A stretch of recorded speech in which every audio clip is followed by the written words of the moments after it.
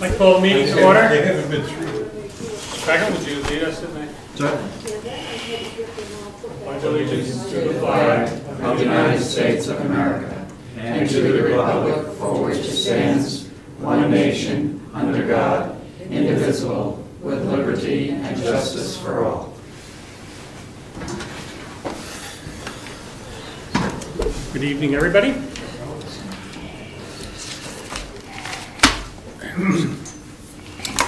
Alrighty. Any public comments?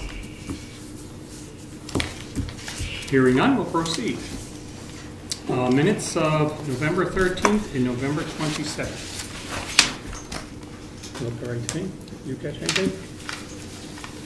The only thing I saw on the 27th was the emergency management.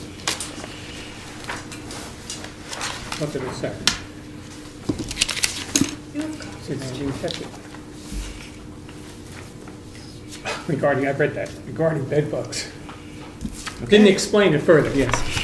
Okay. It wasn't emergency management, it was a, I don't know, a health workshop. Probably better that way. Okay, so let's do the November 20th. I remember reading it. Yeah, I read it twice. Yeah. All righty. I'll make a motion we accept the November 20th meeting minutes as presented. Second. All in favor? Aye.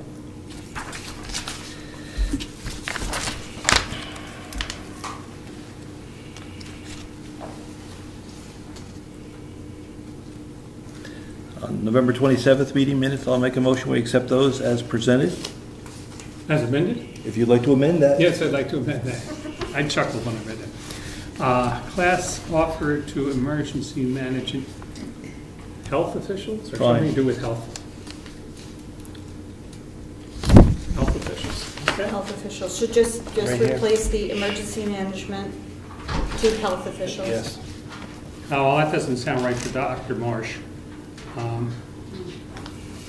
Emergency management health workshop or health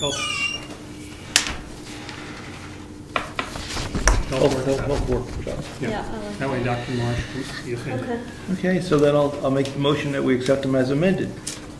I second. All in favor? Aye. Aye. Treasurer's report. Hi there. So we have some bills that were left for this week, and I've added a few on top. I'm not sure if you both. I had one on the attorney. There was a question on that. What are you doing? On one of them, don't think you signed it as well. I think I signed them. Let's go through them. Well, I reviewed them, I didn't sign them. I need to sign off on one of them.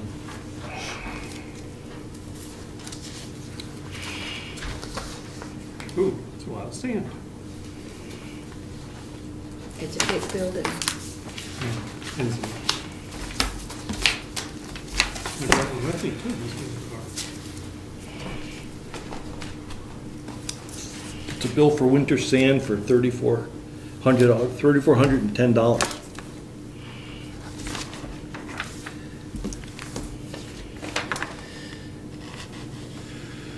It's our road agent weekly billing, and it's a bill for $8,135. Is this the incoming money or? It's not an abatement, evidently it's an overpayment. So it's not an abatement, but these three people had an overpayment during the year, so we need to refund it to So them. refunding $27, $73. This is, I explained $34. it on their bill. Now, this is for the people.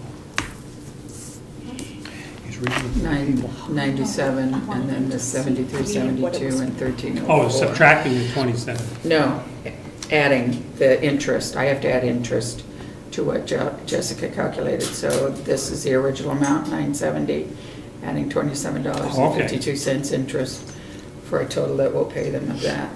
Okay. Very good. And that shows when I have to calculate it from the date the payments were made. This was reviewed. With Diana. She's our authority. Ooh. That's the bill for the year for. It's Yeah. who does our computer work, Yes. and $769.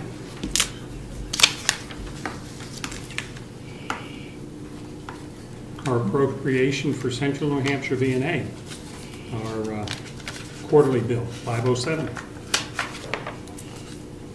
Okay, so it must be Avatar bills, because this was the new, yeah. Well, that's why I put the question on, that's what I wrote it on.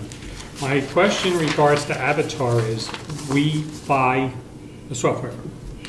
No, we buy software updates from them. All right, updates. Yeah, do we And get it? so we have two that we pay for, one for the assessor clerk and one for the tax collector.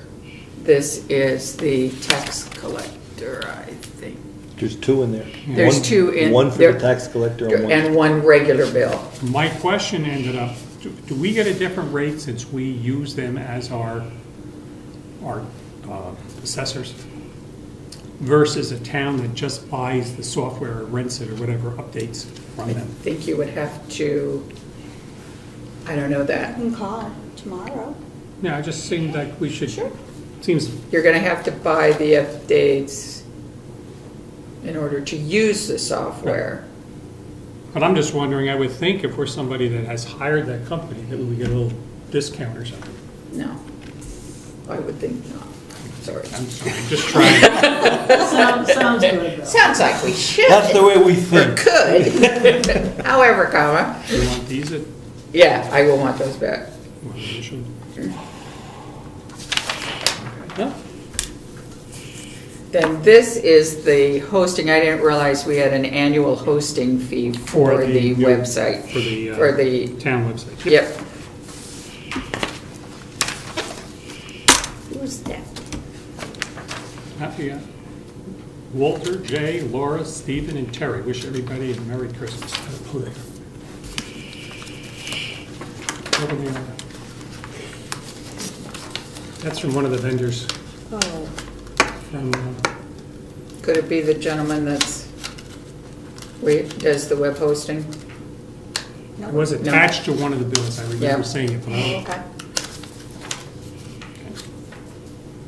Fairpoint versus town.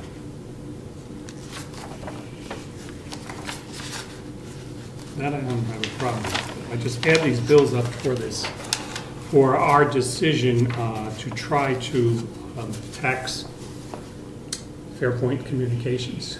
Use of telephone poles. And that was passed by the legislature, I guess, a couple of years ago, that they could be taxed.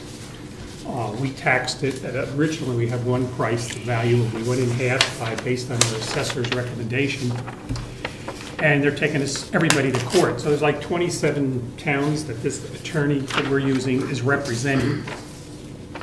And there's a whole bunch of attorneys involved, and this is adding up very quickly for us. And in hindsight, we should have just let some other towns decide if it was going to be legal or not, and save some expenses. So this is for information only? That's what it says.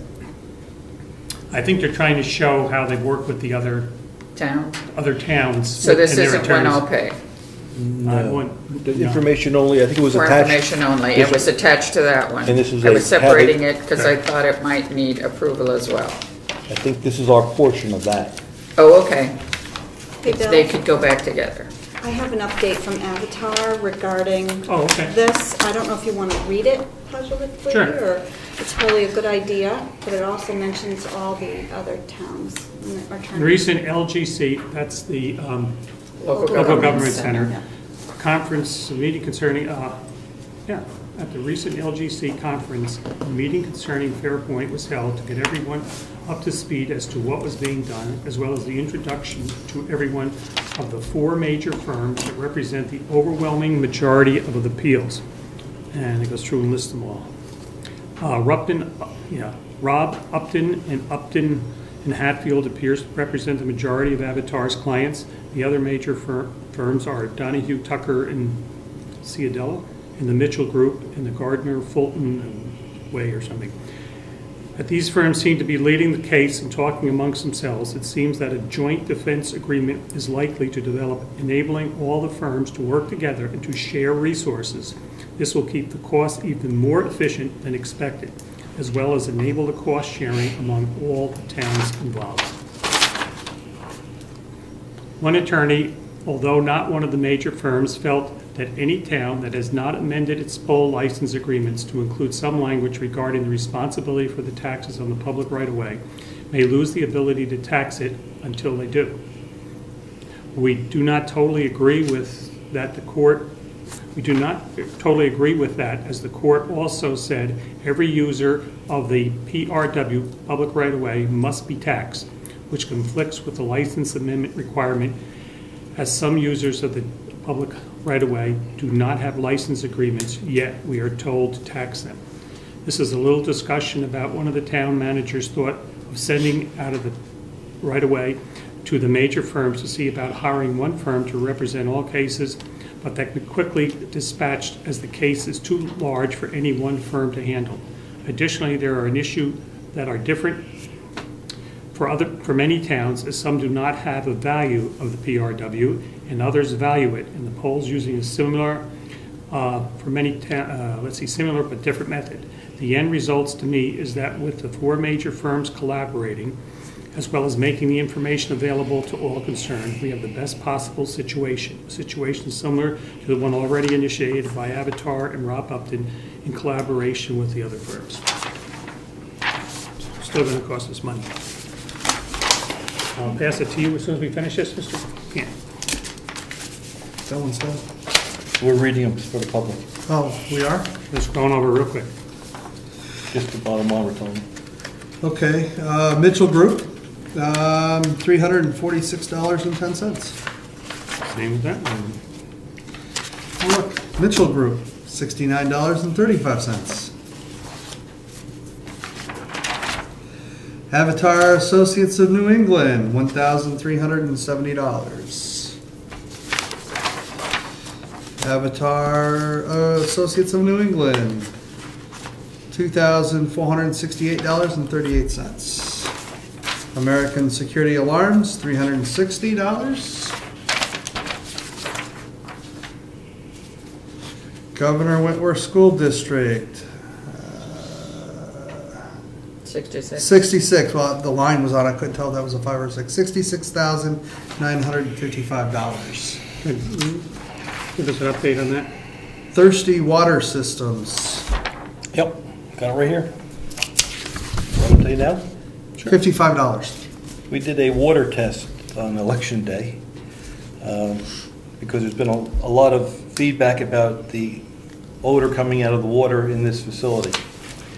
So we have one common well in town. It's down the road. We ran the water over the townhouse for a significant amount of time, and the water's fine. We come over here, we run the water here, the cold water here, for a significant amount of time. It's fine. We turn the hot water on here, and it's got a distinct odor. So we had the water tested, and the water is acceptable to be, it passed all tests. We can drink it. So we went to the web, and we find, and I shared it with you folks through email, and Jessica also, that there's a condition that can occur in hot water tanks where they put a rod in there to keep the tank from corroding, and under certain conditions that can give off a very, very strong odor. So the hot water tank here, I believe, has that condition. The hot water tank at the town hall Does not. does not. So we have to decide what we want to do with our hot water tank. I think it's time to go to on demand. We got to deal with it. So that's what I found. The water's fine to drink. You just can't smell it. It's tough here. It is tough. Hold your here. nose when you take a good. Yeah, that's it. Hold your nose while you drink it Drink down. it next door. So why don't you put that in the file? That's the results.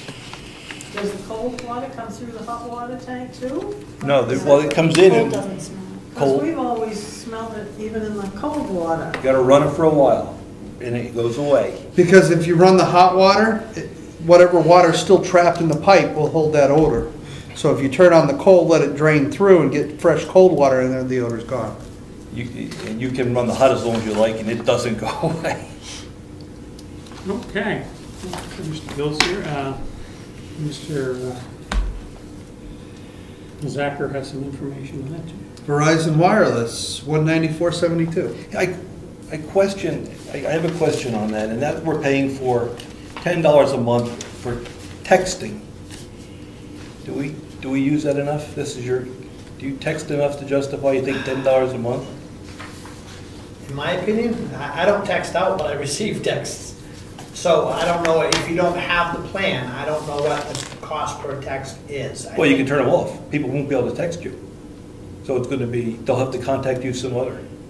They'll have to call you instead of texting. That's up to you guys. Can you receive text without having to pay, or is it just, does it go both ways? You get charged. No, you get charged either way. But you can turn it off so you do not receive texts. And I don't know what type of texts you're getting. So how many texts a month do you normally It's get? right there. Yeah, I was gonna say, the bill will tell you. That's right. That's why I recognize that for the $10 is like 8. 18. 18. So, And if you add the 3 text, pictures, and video, so if somebody texted you a picture or I sent you a think that picture, was, Could be. That's why, it could be somebody complaining of something. that's 21. That's 21. yeah, and what does it cost per text if you don't have that plan? If it's $1 per text. then 25 cents. Okay, well, I don't. No, doesn't it go by how, if somebody's sending him If it's a picture pictures, text, it's way more. Yeah, it goes by how big the picture is. Right. I just pointed it out. You want to continue it or you want to cancel it?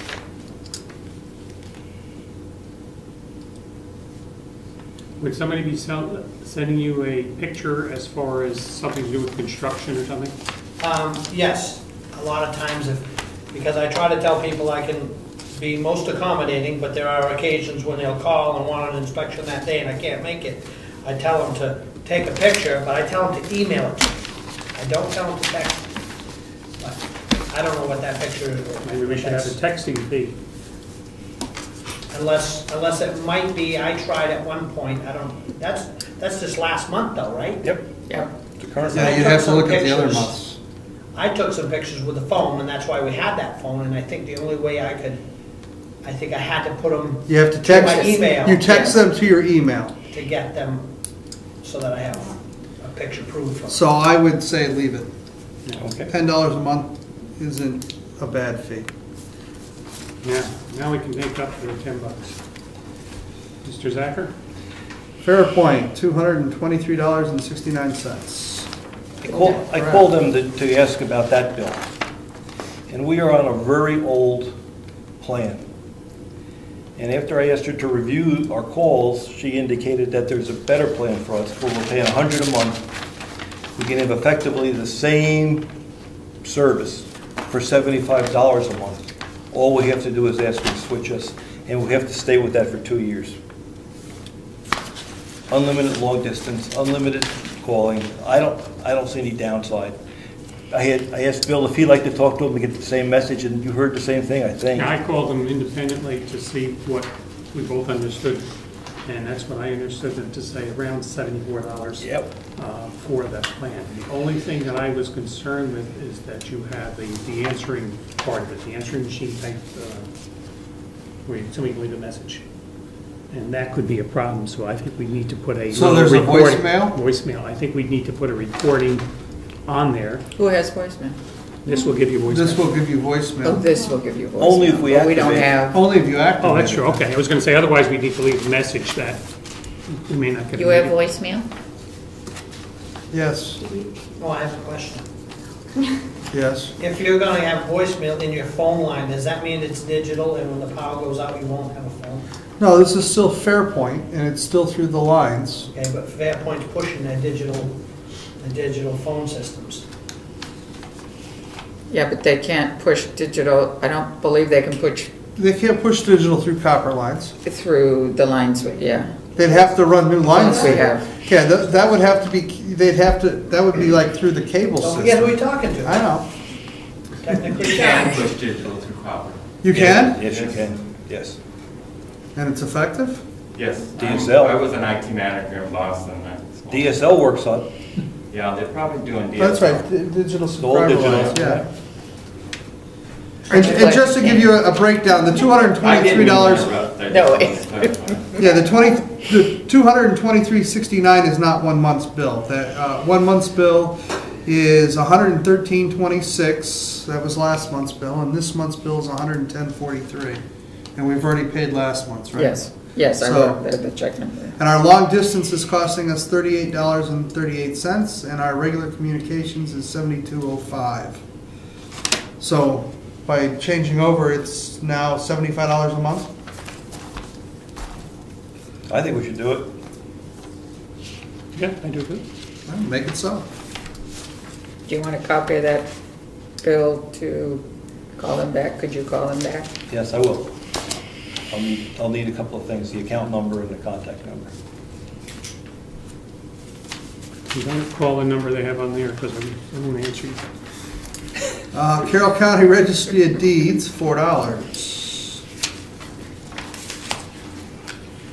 Do you want to sign checks?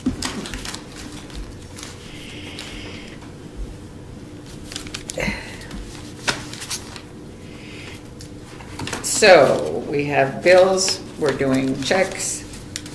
Diana's getting money in. I'm very excited. So I have mailed out all the checks that we had signed, including the one to the county for $107,000, as well as the November bill for the school district, which was also about $65,000 or $66,000. Ow. I also typed up, we had been going around and around with the 2013 hazard mitigation plan update with Brad, and I took it home and typed up a bill and have mailed that off as well.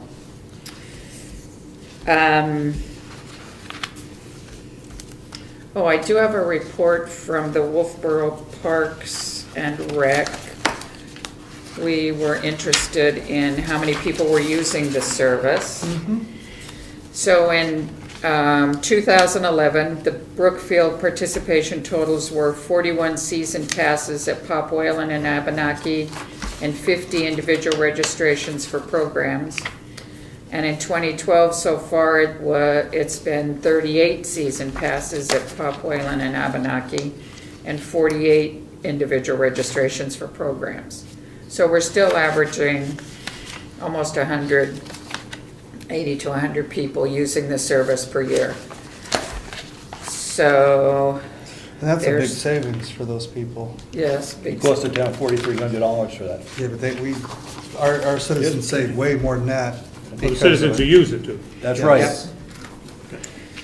So we had talked some about getting an outside quote for the workers' compensation policy. I called LGC and was told that I really need to find out when our policy, we're on a multi-year policy with Primex, and I need to see when that expires.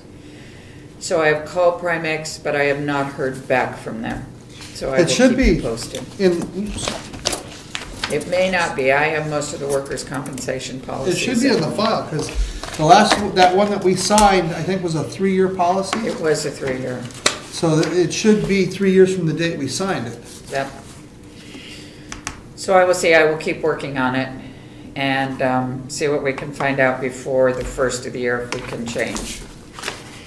I did do new pages as far as the expenses to date. So this is as of the checks that were written December 10th, yesterday. So everyone gets one. But I also would like to see, This one shows the information. yeah, I never got it. Didn't get it. I would like to see, I think we are going to need to do some revisions to the budget that we have established so far for 2013. And would like to know if we want to do that on the December 22nd 22nd. meeting.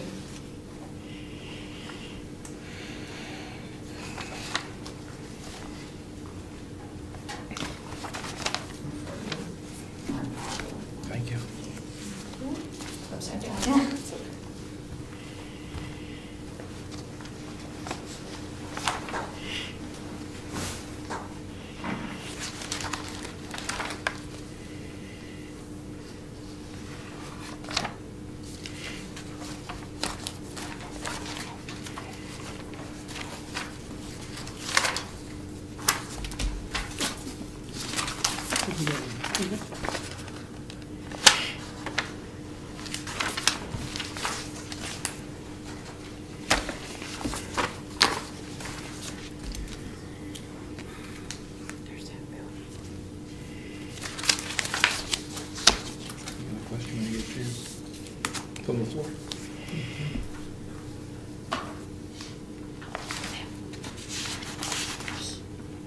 Yes, Mr. Beck.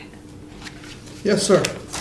Can we be told what percent of the budget we have expended to date? Yeah, give me 1 second to finish signing checks, and I'll go over the budget numbers with you. Okay.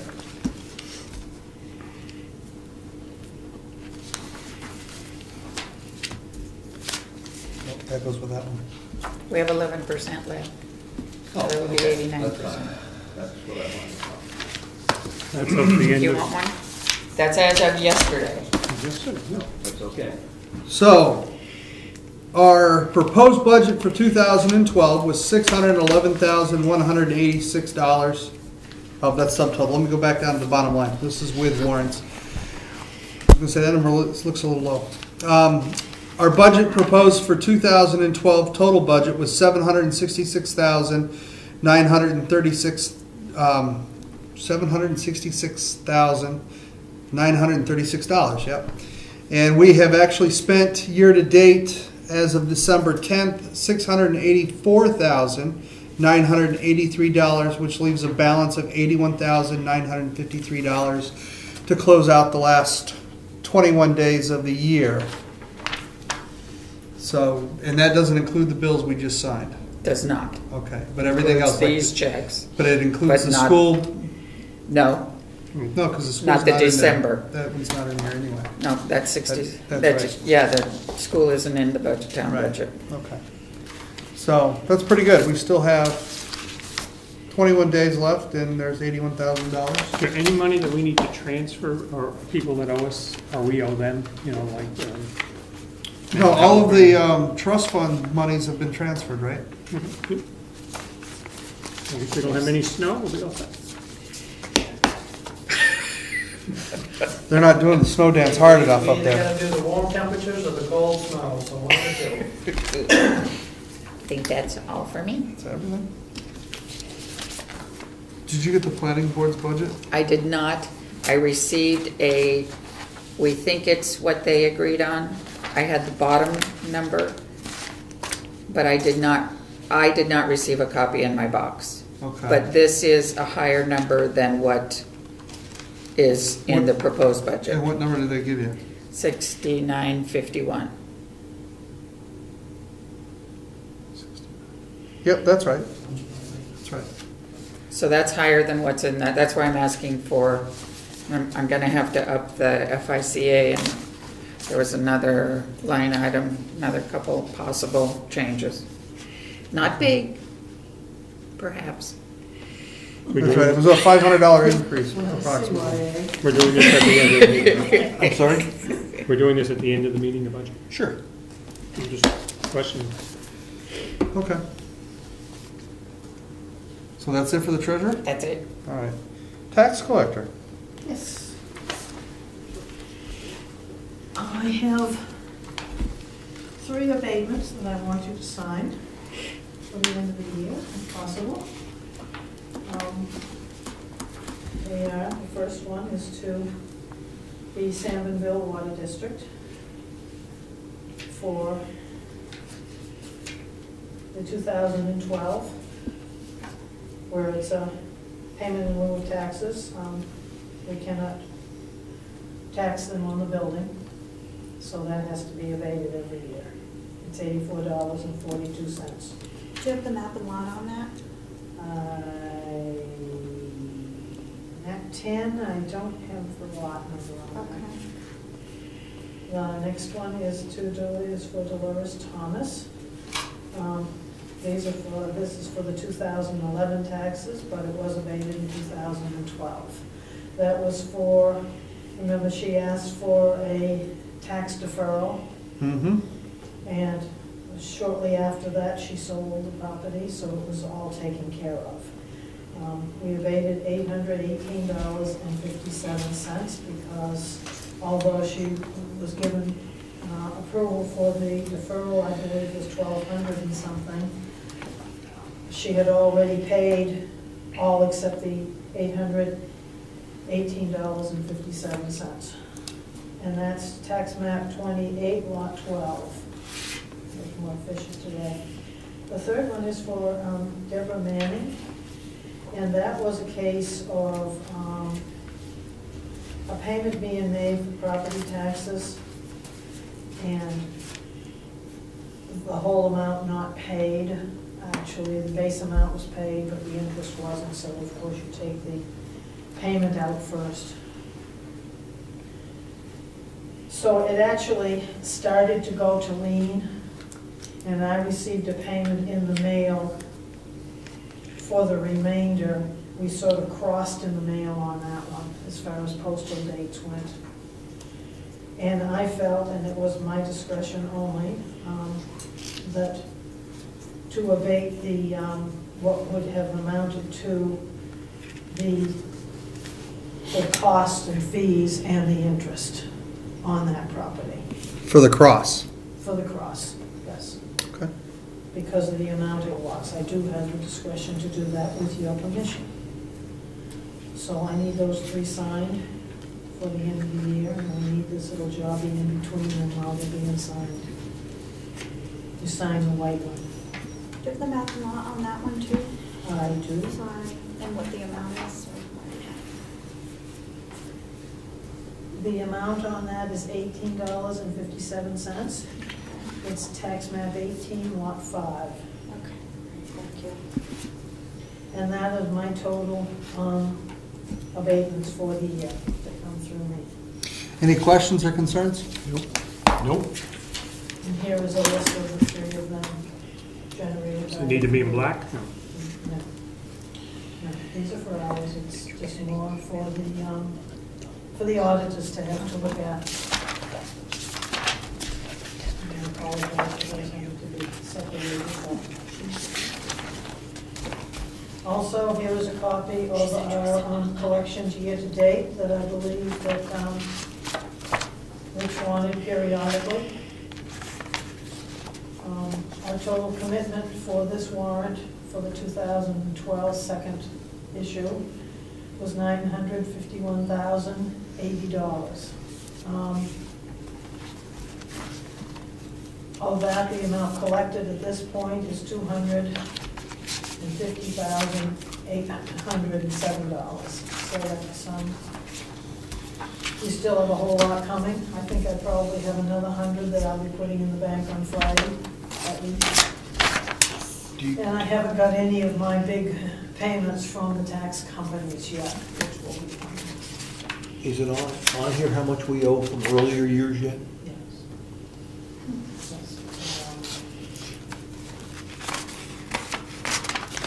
So how many days we have left for the people to pay? How much do they owe from earlier years? Can you tell, Clifton? Should we ask Diana to read it?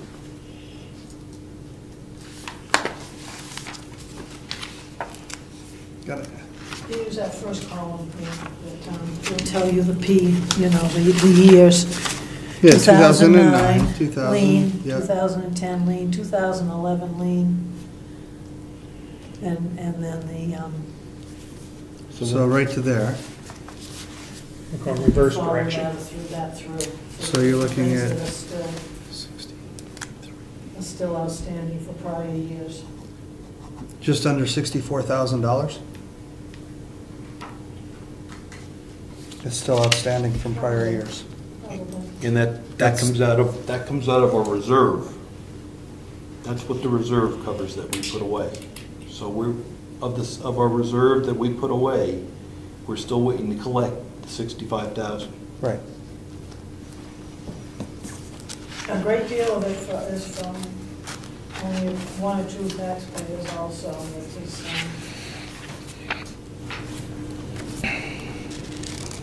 that have become problems this past year. So basically, these are IOUs. We pay the money from the reserves, but they Yes. still owe it. That's why that reserve is so critical. Now we understand, at least I understand now why we have to have that number.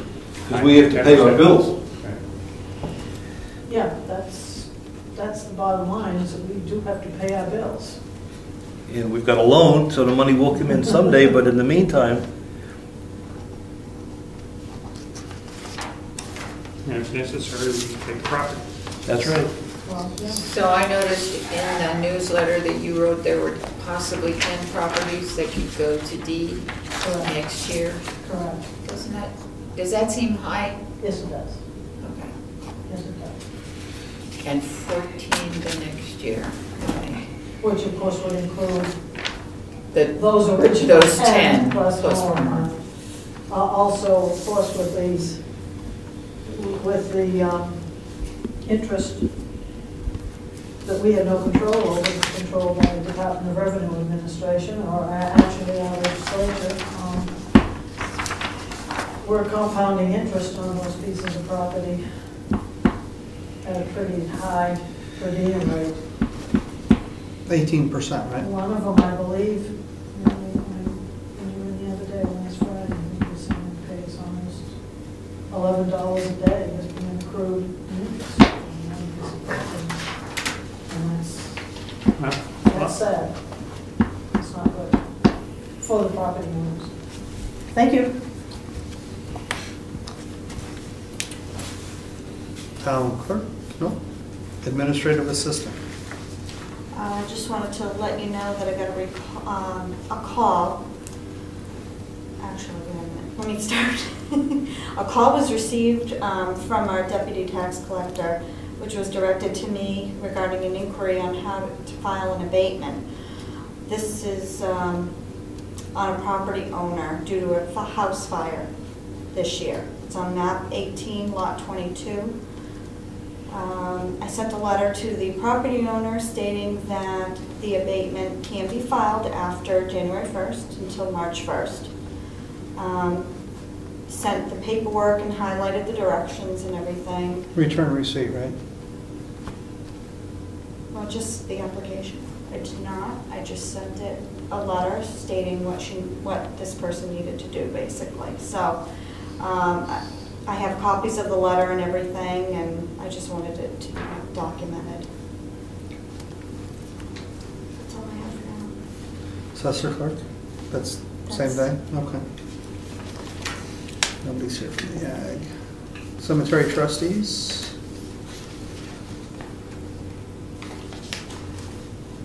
Code enforcement.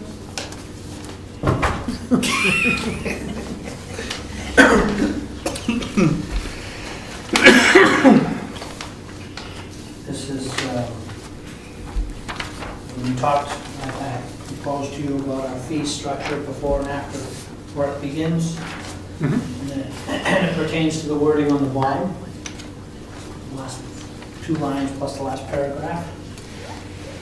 I ran it by Laura Spector, said everything was okay word-wise, but to make sure it was implemented in the proper procedure.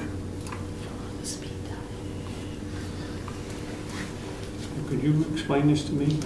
Yep, we've been having problems with people starting work before they pull a permit. So I asked, I knew the answer, but at the time it didn't come to me that could we fine people? And fining is a whole separate structure through the state RSAs.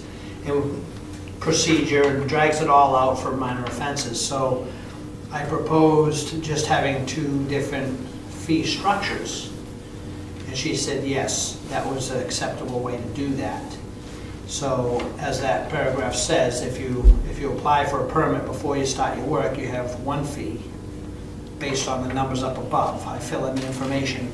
I don't know if you gentlemen have ever seen this or not, but on the computer, I fill in square footages and numbers on this column here. And it calculates a value, which is based which we base our permit fee on. And then the bottom paragraph simply states that if you either get caught or come in after the work has been started, then that fee is doubled. What's the $2? That's the ×2 factor in the equation. Oh, times double. Correct. Okay. That's what was wrong. Yeah, sorry. Yeah, see, permit fee work before work begins, .005, and permit fee after work began, 2. So the behavior you're gonna get, right, is, Hopefully, it's early compliance. or don't come in. Because Well, then if it'll, if I don't get caught, I don't pay anything. If I'm honest and come in after I start, I pay twice as much. right. So once I start, don't come in. Yeah, but they also, I mean, I'm all over the place, Okay? so that's part of my job. Further questions? Sure. Permit fee before work begins, Yeah. .005. I think, I don't know. I don't know what it is. that's just a Oh, graph error at $5 per $5 per per thousand. thousand, that's what that means. $5 per thousand, Yeah, and it see, will permit- calculate the cost. So once I, see those line of zeros, once I plug in the appropriate numbers, the program it gives you a value. And then the permit before work begins is a $5 per thousand calculation. Right. Which is our fee structure. All right. And then if it, permit after work begins is a ×2. Times 2. Okay, gotcha. We're still working out, that's for wording, we're still working on the program to make sure it does it so that me, of all people, Can you utilize it? what's that, I can utilize it, yeah. Okay.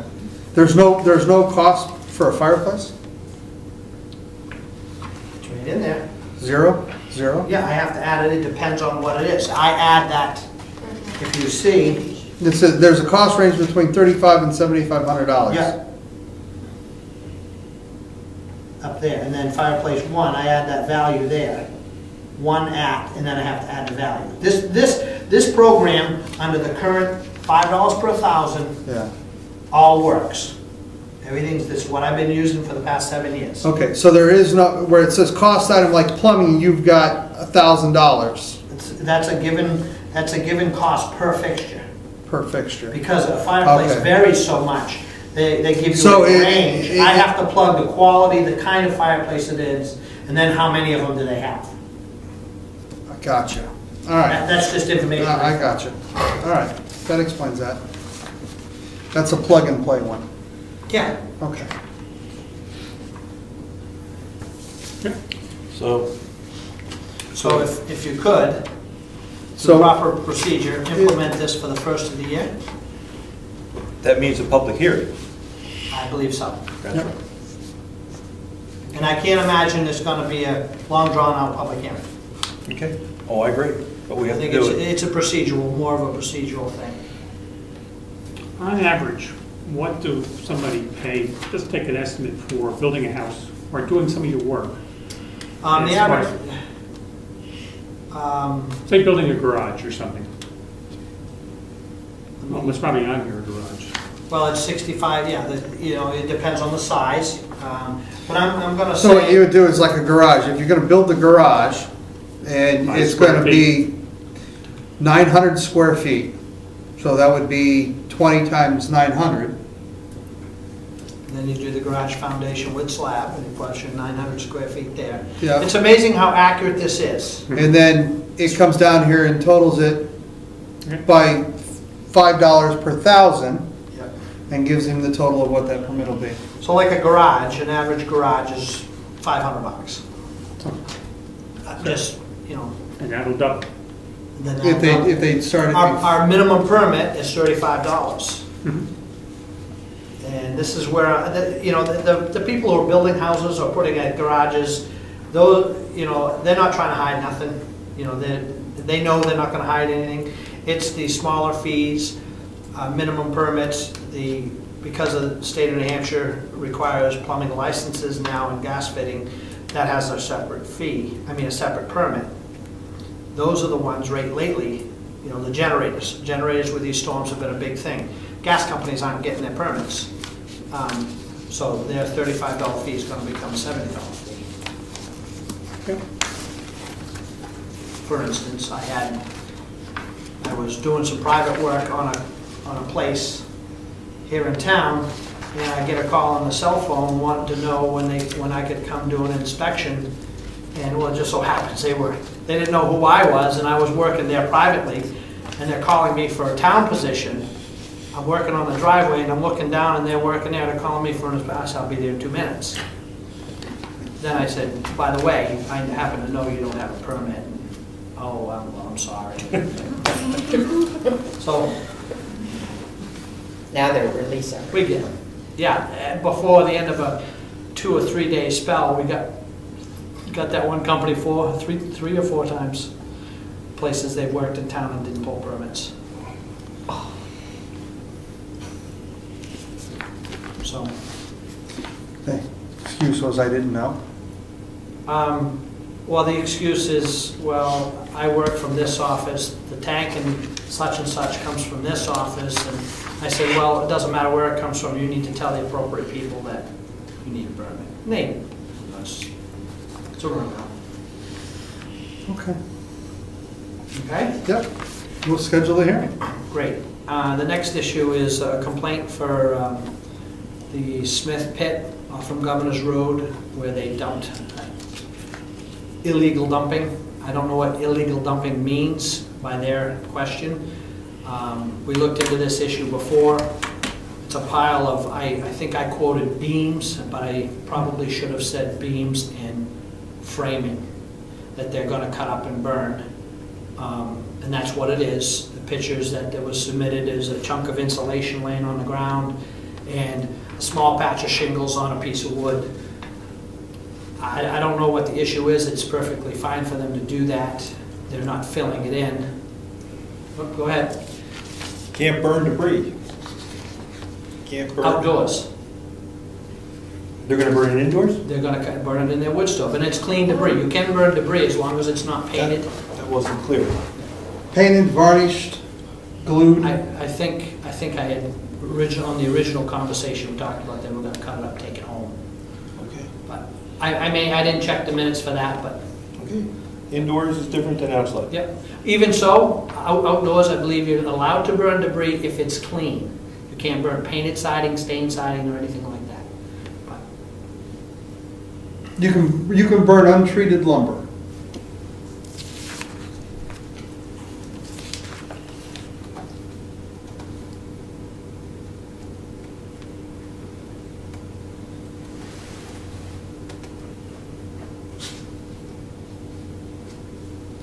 Construction and demolition debris is defined in state law as any waste building materials and rubble that are solid waste resulting from the construction, remodeling, repair, or demolition of structures or roads. Specifically, the definitions include asphalt pavement, bricks, concrete, other masonry materials. I'd like to see those burned. Drywall, fixtures, glass, non-asbestos insulation or roofing shingles, plaster, plumbing, wall covering, and wood. Period. Wood.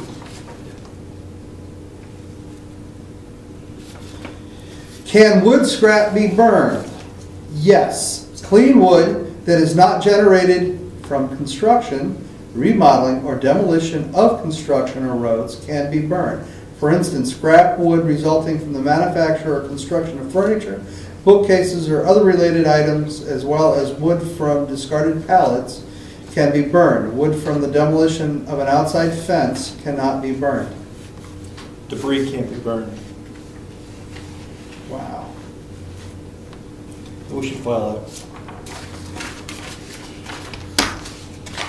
But you can burn it in your wood stove. clean. It can't be an open fire pit, but it can be burned in a wood stove. Go figure. Makes no sense. As far as code officer, that's all I have. Question? Yep, go ahead. Are we on the code officer still? No. Oh, okay, Anything else? Yeah. Road agent. okay. Hi, Eddie. Do you have a question? Yes, I had somebody call me about the neighborhood watch signs. That's in your court, pal. So, we're still waiting for the return of your letter from the state that you guys had sent off to the state. Well, it didn't go well, because obviously no one could find that letter. So I got bounced around between traffic and... So I'm taking it, you want me to re-sign this? Yeah, it's a different, he told me specifically what to put. So about 4 months ago, we sent a letter. August. And then you called last week to see what was happening and tell us what happened. Well, District 3 told me that I can't give you authorization, you have to call traffic. Traffic said, oh, I can't give you authorization, so you have to call District 3. So then I went back and forth a couple times. I went back to traffic, Anyway, this is what they told me to do, and to address it to the specific person. Someone will come out, inspect where we want to put them. Even on our cameras? Because it'll be It has, within- they have 25 feet right of way. That's On the state roads only. That's what right. we're asking. And to that's put them only on the state right roads, away. but we could do the private roads. Will you be able to get them in before heavy frost sets in, or not? Yeah, I mean, do you want more? Because the last conversation we had when this all got initiated was that we were deciding to just put them on the points of entry into the town, Correct. which is all state roads. Except for Brookfield, Stoneham, top of Stoneham, Correct. I'm sorry. and the bottom of Stoneham. Yeah. So, I mean, I can go ahead and put them in. I think, I don't see heavy frost setting in anytime soon. Do we have the signs? I originally stated we did. I went and opened up all my signs that I got, and they weren't there. So I'm sure what had happened is we did not order them until we knew how many we wanted and what we were going to do. If you'd like me to go ahead and order them on the chance that this is all going to go, which I feel it would, I'd be happy to place that order tomorrow, and they'll ship them right out. Yes. Yeah, we said yes before. Yes. Okay? Anything else from the road agent? Sure. I got prices for several phases of the work you had asked me about. Okay. The one area I don't have pricing for, as you probably can imagine, is survey work for Cedar Park. I'm not having a good return on that one. But the section of Moose Mountain Road, 720 feet long. And that comes out to $36,990. 36,000 what? $990.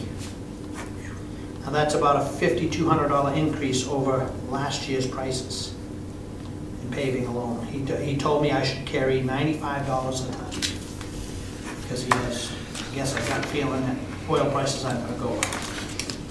But So that was the Moose Mountain project was 37. right, and then Cedar Park actually is 700 feet long. And that was $27,010. And I'll explain a little bit of the 37,000 for Moose Mountain. 37 or 36? Well, Oh, 36,990. All right. You can take the 10 from Cedar Park. There you go. Hey, hey. So 27 and, all right, I got you. 37 and 27. There's no grinding on Cedar Park, it's the dirt, so we're gonna be, we don't have that expense. Above my house, would have grinding, but he said with that short of a section, the cost of moving the equipment and everything else for that amount of grinding would be horrendous. So that's peeling the pavement up. That's part of the prep and finish work. And then that section up there, where we're gonna pave it 21 feet wide and put curbs on either side, so we have an effective finish area of 20 feet. And the curbs is the same principle as we did over on Pleasant Valley Road. They're so steep and the banks go so high on either side, we don't have a turnout but one place halfway down that hill. And then at the bottom, I'm gonna turn it out onto my property and turn it out into the woods on the other side. And so that we don't have major erosion issues, we're gonna put in a curb, which I don't know if you've been out to Pleasant Valley Road and seen what we did out there, but it allows the water to stay on the pavement and not erode, and carries it down so you can get it into those areas. And the curb's gonna be made out of what? Asphalt. This one? Pumps. Yep. No granite up there. Yeah, the curbs, the way they shape the curbs, if you crowd it too hard with a plow, they ride up over, unlike a granite one, which will break and chip. So, that's what some of that, I don't know I don't recall what the figures were that the road committee put in for up there, but. But we just jumped from 43,000 to 64,000, Thank you. which is an increase of $21,000. We guess with the data, that's what we got. Yeah, but overall, and if you take this year's prices, that would have been $9,800 less if we were to do it right now. We're trying to put some numbers together for the budget for next year. And instead of So we've asked the road agent to come back with some current quotes, so we have some reasonable numbers to base the numbers on. We thought they were gonna be about $20,000 lower. Yeah, and and again, hopefully it would be, but I would rather project it high and come in low than go over budget. Absolutely. And I also, in those prices, I allowed for 4 inches of gravel to do my shimming with all over. Maybe it won't need that. What is this section on Stoneham? Is there a 700-foot section at Stoneham that needs to be done? Because I went over there the other day. And I think it's long. I don't think there's any section that short. It's quite lengthy, actually. Yeah, I know, just some of the sections are in rough shape, so. Yeah. Certainly the new section looks really good, Yeah. but there's some others that are.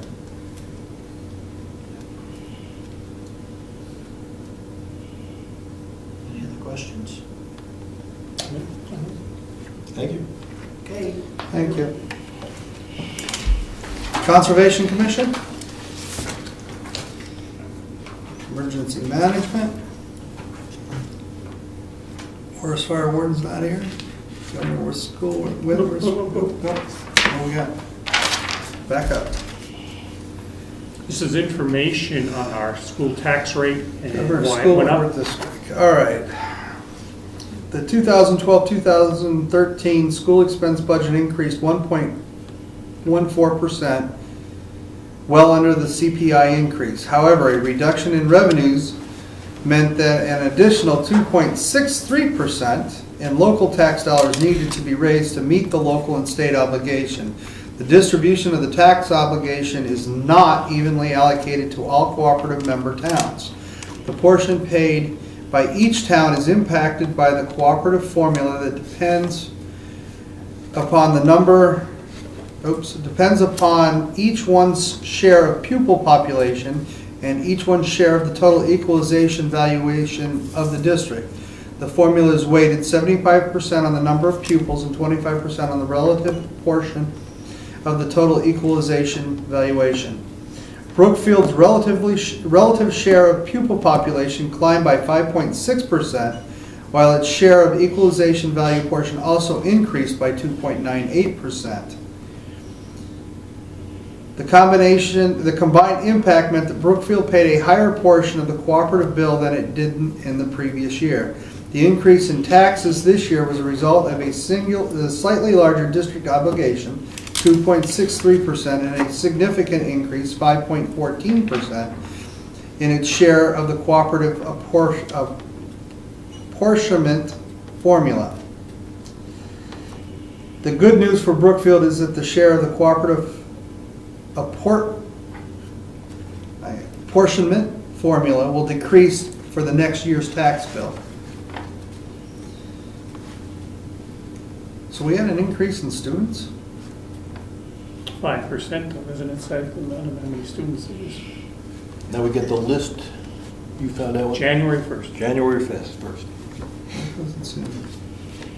But this is for a year ago. This calculation for students is a year ago? Yeah, for 2011. 2012, so they're a year behind. That's what he sent, and that's from the superintendent. I called to ask how he could explain the big increase for Brookfield and some of the other towns that seemed to have such a large increase. The state portion dropped. They went from 253,036 in 2011 to 242,648 in 2012, a difference of $10,388 in the wrong direction. So a negative 4.11%. The local portion for Brookfield went from 870,629 to 961,118, an increase of 90,489, or a 10.39% increase. When you add them all together, it's a difference of $80,101. I'm assuming that's dollars, or a 7.13% increase. So that explains it all.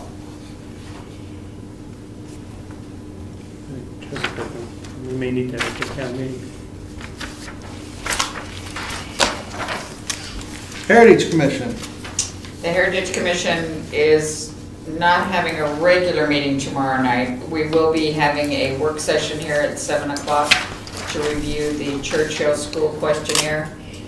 So could I get from you what you tallied on election day, Mr. Nason? And then we will be calculating and giving a report to the selectmen. I will bring you some letters that I have received. Oh, I bet I have some of them. Could be. Could be. So we will be tallying and doing tomorrow night and then preparing a report. Yes, Did you sir? receive a lot of the letters back? I mean, So I currently have 36 questionnaires back, so, yeah. I think I handed out 250 Yes. of them. Yes. So, Not a good return. No, I would have thought it would have been higher than that. but you did do some on election day, so I'd like those, so we can at least Did you get some of those back on election day? No, I actually tallied. tally Okay. as people were looking. Okay. Is that it? That's it. Okay. Joint loss management quarterly, postponed meeting, yep. Yes, sir. Is the final decision going to be based on your tally? Well, I think the final decision will obviously bring the results back to the selectmen, but I think there was quite a bit of discussion and great lengthy comments from quite a few people, and I think the selectmen need to hear what the people in the town said, and then we'll see where we want to go from there.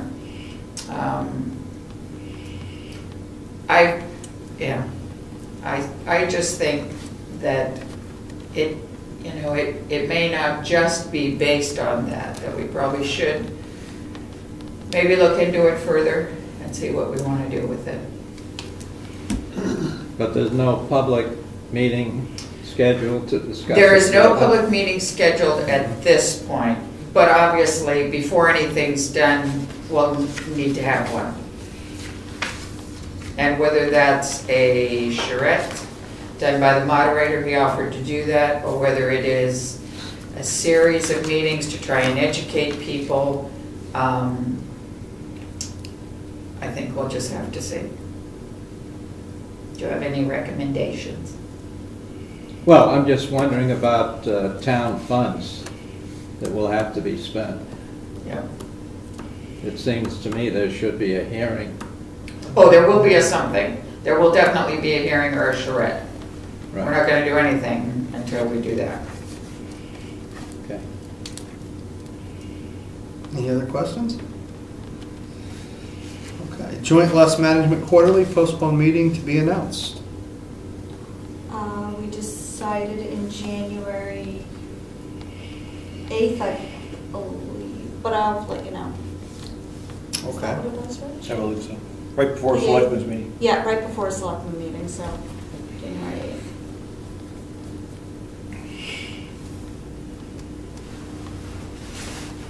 Planning board.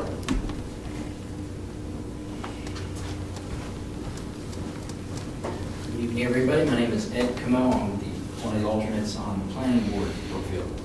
The Brookfield Planning Board officially received the citizens warrant article from Chuck Robbins. The warrant will ask the town of Brookfield to add a recreation campground zone to our zoning, And Town Beach. and Town Beach. That's part of their approved recreation zone. Now, because this warrant article came in, we have to have public hearings. The planning board has set the public hearing for January 7th at 6:30 p.m. So that's going to be the public hearing.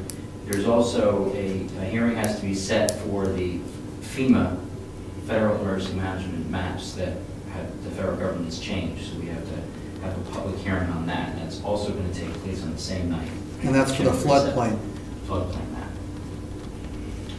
The budget, we went through the budget, and the 2013 budget is a little bit higher. It was $6,477.33, and we raised it by a vote to $6,951.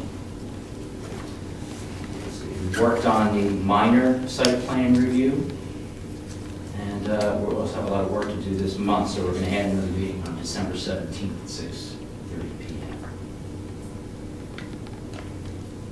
Questions or? Is that, yeah, thank you.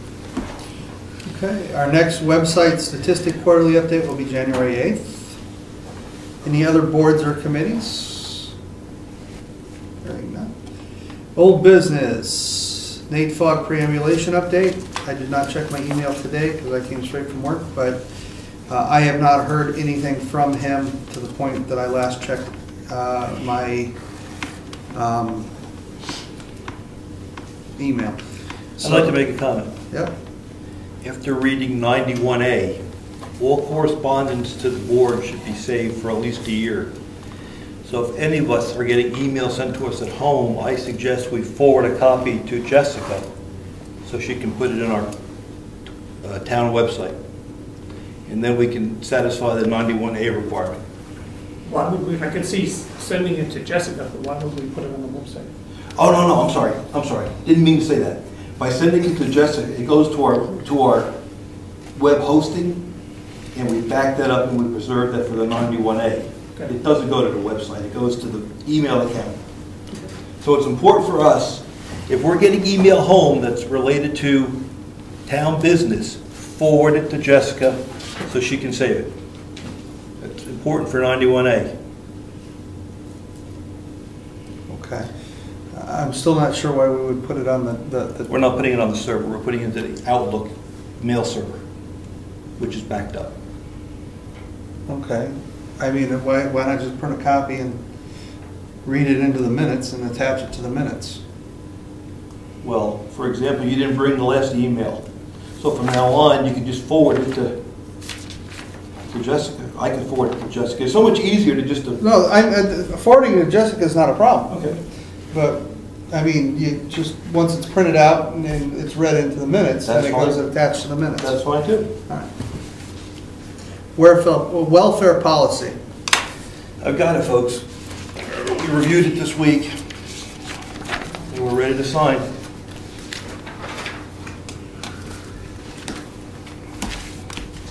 So are there any comments other than we discussed? I had a chance to review it, and very pleased. Okay, then let's approve it tonight and put it on the record.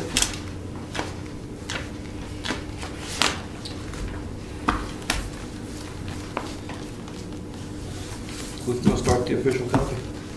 I need a motion. I'll make a motion that we accept that we amend our welfare guidelines to reflect the document that's dated December 11th, 2012. I second. Okay. Any further discussion? Hearing none, all those in favor? Aye. Aye. Will a copy be available? Yes, ma'am. Now? Sure. We've got the master on the computer, Okay. so we can print them, but if you'd like a copy. I think I need to just read through it and make sure that what I'm doing abides by the guidelines. Okay. This is the same as the draft one without the... That's right. And this takes effect immediately? Yes. Now it'll be put on the bed? No. No. No? Okay, just making sure.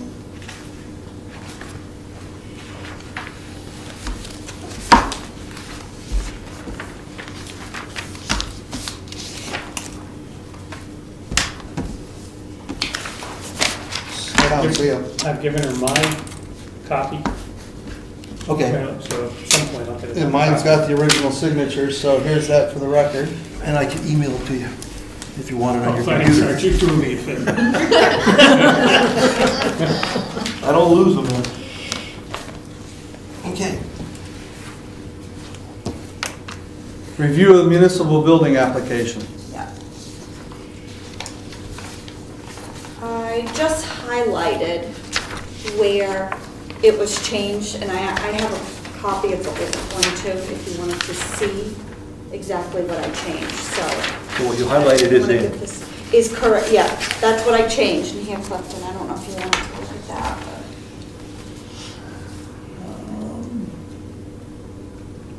So this is use of the townhouse. Yes.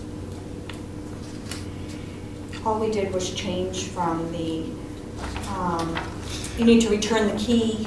We added in the line, the administrative assistant will help coordinate access to the townhouse for the event, because we control a key to the townhouse, we don't hand it out anymore. And that was added in right before the no liquor may be consumed on town-owned property.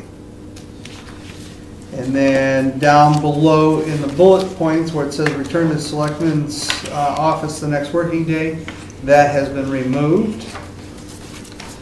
And on one-time event where it said please pay when the key is picked up or permission given, it now says please pay when permission is given and application is filled out. And then the only thing else was policy approved by Selectman 886. It now says policy approved by Selectman 886, updated 12/11/2012. Question. Any damages done during the use of the old townhouse? Now, what about the school? Maybe somebody rents it, will have a bunch of people jump up and down and get fixed? That means should that include the... There goes our floor. You always said... Problem solved. We're going to do aerobics in the schoolhouse, is that what you're saying? And then they'll sue us. Does that need to be schoolhouse? I mean, I know we're not letting people use it now. Or... But technically, the They are bathrooms are in the schoolhouse, right? What? Yeah. I'm not just bringing that up. Well, because they are one building and it is attached, the old schoolhouse is part of the townhouse now. You could So it's insert one the word building. Complex. Huh? You could insert the word complex. So instead of saying old townhouse utilization, townhouse complex? Utilization. Yeah. That'll include the attached buildings and facilities. Is there a door that shuts between the two? No, I think the door was I don't have a key removed. to it. So it's Remember one building. Ernie put up a curtain. It was removed because of the heat, Yes, getting the heat. circulating the heat Yeah. out to the back room, so we didn't have frozen pipes in the bathrooms, Sometimes. sometimes. Classy outfit here. Now, does this give, which I would assume Jessica or whoever issuing this would give them the lowdown on using the schoolhouse, so they'll have to pay for it. I have been. Okay.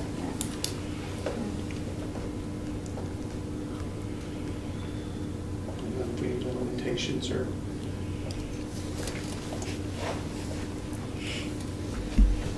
Well, we definitely want to warn everybody about the floor in there so they're not in there.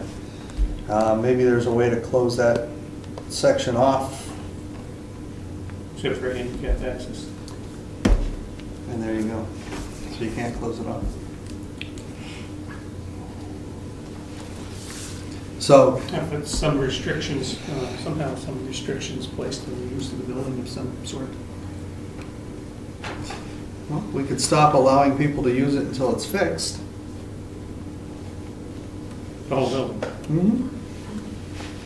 Because you have to go through the old, the handicap access is through the old schoolhouse portion of the townhouse. Unless we rope off the section inside, which only allows them to walk, against the window part. When they applied for use of it, you could have them sign a statement that says they're only to use the schoolhouse. Only Access of handicap access only.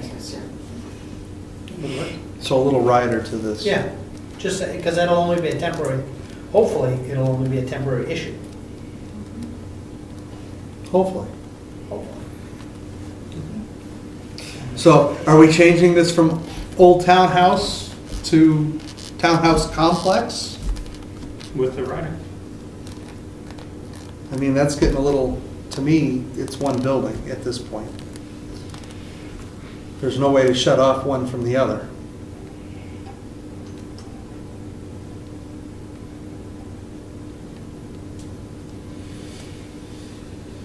I mean, are we gonna to me, it's nitpicking the building. Well, if you have the rider, you wouldn't need to have anything else, because that'll protect that section. Right. So, I'm open for discussion or comment on the updated Town of Brookfield Old Townhouse Utilization Policy. I think we should have some kind of statement on using the old schoolhouse portion. That would be a separate document. Because that would be a rider. Because once it's repaired or removed, however it goes, you wouldn't need that rider anymore. Okay. Advising. Do we have anyone currently applying to use the building? So the next time it'll be used would probably be for the town meeting. And then we're the only ones in the schoolhouse, most likely. I could be okay with, we put see usage rider on this. And we attach the rider that says, here's what you can do in the schoolhouse. Because then we can take that off. Does that work for you? Okay.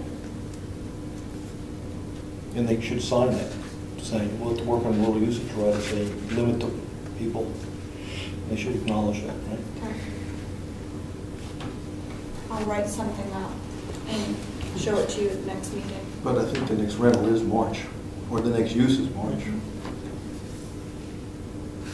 We don't use it often.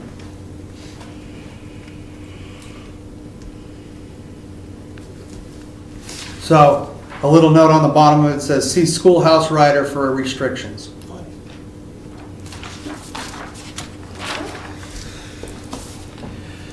All right. Eagle Scout letter I don't have with me. Neighborhood watch signs we've already covered. Let's go back to the letter. Again, 91A, I think we should have copies of all correspondence here. So that if someone says, you know. Okay, I don't have it with me. Okay. Neighborhood watch signs. We already covered that. And townhouse maintenance. Townhouse maintenance, I have an update. The water does indeed run off the roof and down those fascia boards where the rotting is taking place. So it's a roof issue. And I talked to Harry Goodwin, PV Brook, and he's suggesting that he can get over there and put some flashing in there to keep the water away from the flashing under the roof to keep the water away from the fascia boards until we redo the roofs. And the roof was due to be done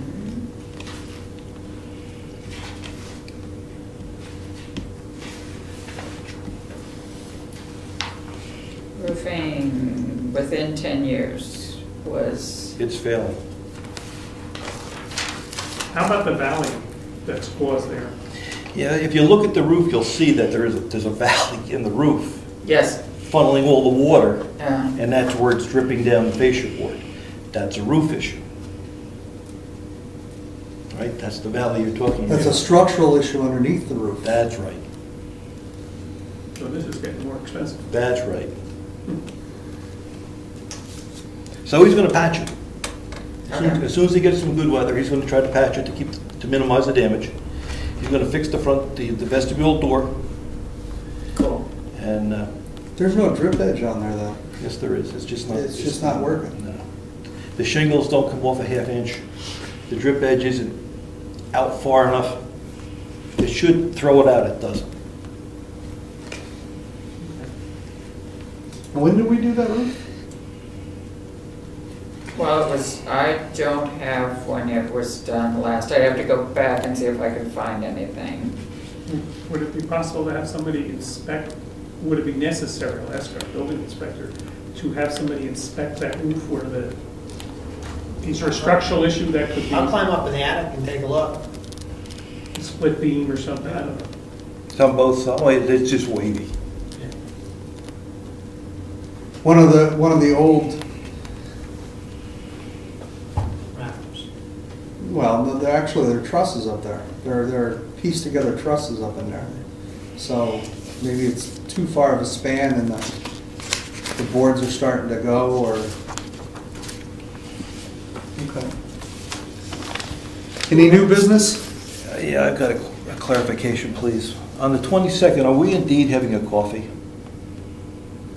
No, we're having a workshop. Okay. Well, actually, we're having a meeting, right? We're That's what we having a decided? selectmen's meeting, I just said I bake. And the coffee. Well, the coffee's over I don't do there. coffee, Oh, well, somebody else will have to do So coffee. we assumed it was a coffee thing in here. It's a working meeting. It's a working meeting, yes. Working meeting? And we said we were gonna have coffee, and somebody said something about blueberry remember coffee that. cake. I remember that. See? That's the only reason I was gonna come. That's how it became a coffee. Exactly. Well, you gotta have something to wash the cake down with, right? So it's a working meeting. Yes. With blueberry cake. The purpose of that meeting is to do, Bills. the budget. Yes. Bills. End of the year Yeah, bills. it was the end of the year bills and checks and things like that, so. And my assumption would be at that meeting, we might review whatever the last tidbits of the budget would be. Right. It wasn't to be a full-blown meeting, it was strictly to make sure that the town's bills and checks were processed in a timely fashion.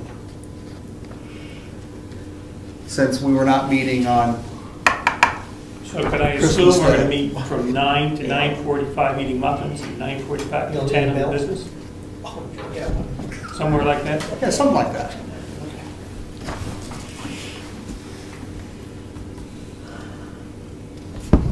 Begin at 9, Okay, correct? are we good on that? 9. Okay. 9 o'clock. You'll update the website.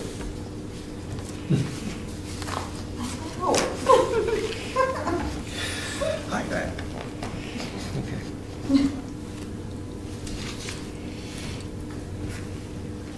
All right, any other new business? Yep, I've got a letter here to Mr. and Mrs. DeSell, is it? Delisle. I'm not sure. Yeah, the one you put together? Yep. For Is the, it Delisle? for the aluminum cans. Okay. On behalf of our grateful town, thank you for your service to our community. Over the course of many years of collecting and selling aluminum, your generous donation of half the proceeds significantly contributed to the health of our Scholarship Recognition Award. As you know, this annual award is given to a Brookfield High School student graduating with the highest grade point average. In today's environment of rising college costs, this award is a big help to our young people and very worthwhile tradition. Your efforts were certainly appreciated and will be missed. We wish you continued success in your future endeavors. So did we get an answer on what happened? We just decided to. He retired. Done. He moved it down by his house. Now it's his retirement fund. And I'm afraid he's going to need it.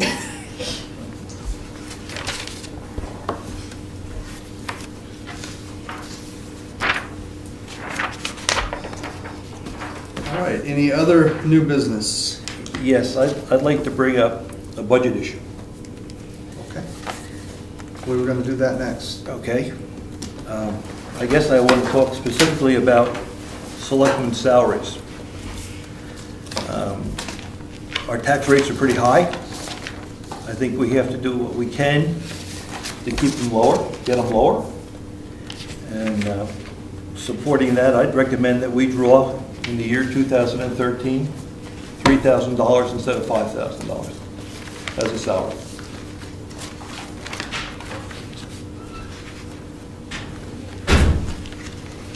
Well, would you go first? I thought- I have no objections to doing anything with a selectman's salary as long as it is done at town vote, at a town meeting, and it's done by the townspeople. They're the ones that set the salary for the selectmen, and it should be them that who adjust it. I have never and will not, and personally will not as a selectman sponsor or support anything from the board to change their salaries up or down. It needs to come from the floor at the town, at town meeting. I don't agree. I'll make a motion that we move the salary to $3,000 starting January 1st of next year, for 1 year. You're looking at me. I have no problem personally adjusting the salaries. I do think it should be done at a town meeting. It doesn't have to be. We control the budget. If we decide that as long as we don't go up, we can change the salary effective tomorrow.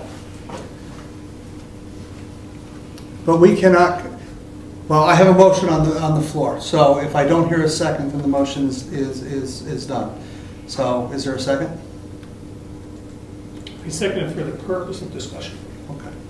So now we're into the discussion mode.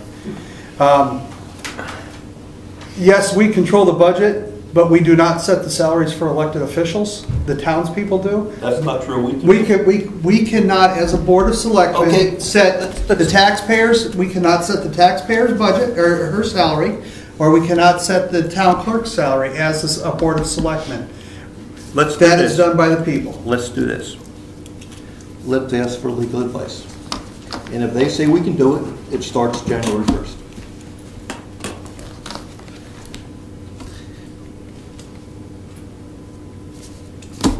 I think it's the right thing to do. I personally don't have a problem with making an adjustment. I've suggested that before when I were some budget talks. I'm not sure I agree with the amount. I might go more like 3,500 or 3,750 or something like that. Personally, that would be more. But I think if we cut it, there's certain advantages of us doing it ourselves. You know, let's for the sake of argument say $4,000 by bringing it down 1,000 ourselves, putting it up on the floor. I guess they could still do it on the floor, but do they need a warrant? Because we needed a warrant. Do we need a warrant to up it? We do. You need a warrant to authorize. You can spend less. Oh, all right, but okay.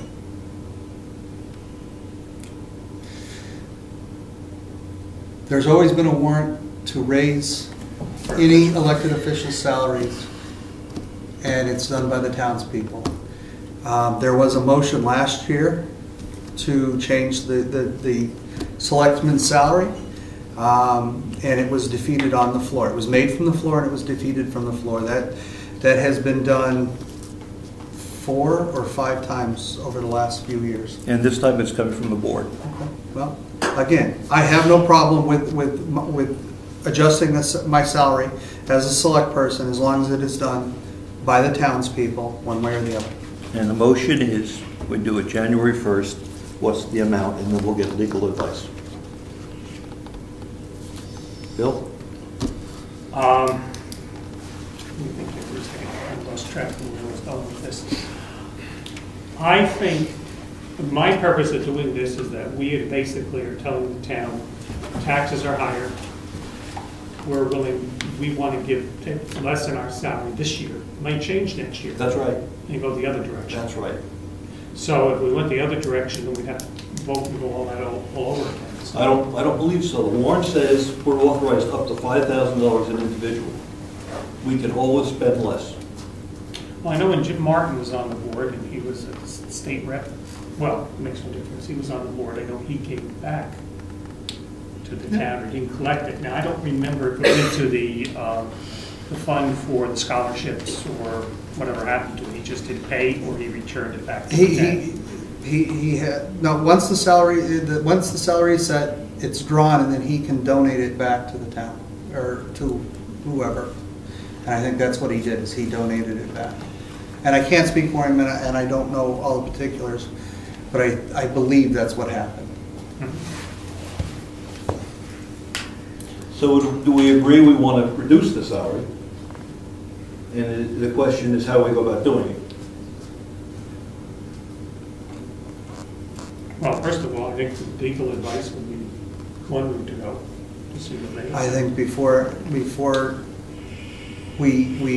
vote anything into play, we need to know where the law stands. So whether or not it is legal for us to do this, because we are, again, we are paid by the townspeople. And the salary has historically been set by the townspeople at town meeting for all elected officials. Like I said, we cannot, even though we control the budget, we can't adjust her salary up or down. We can't do any of the other elected officials up or down. Okay?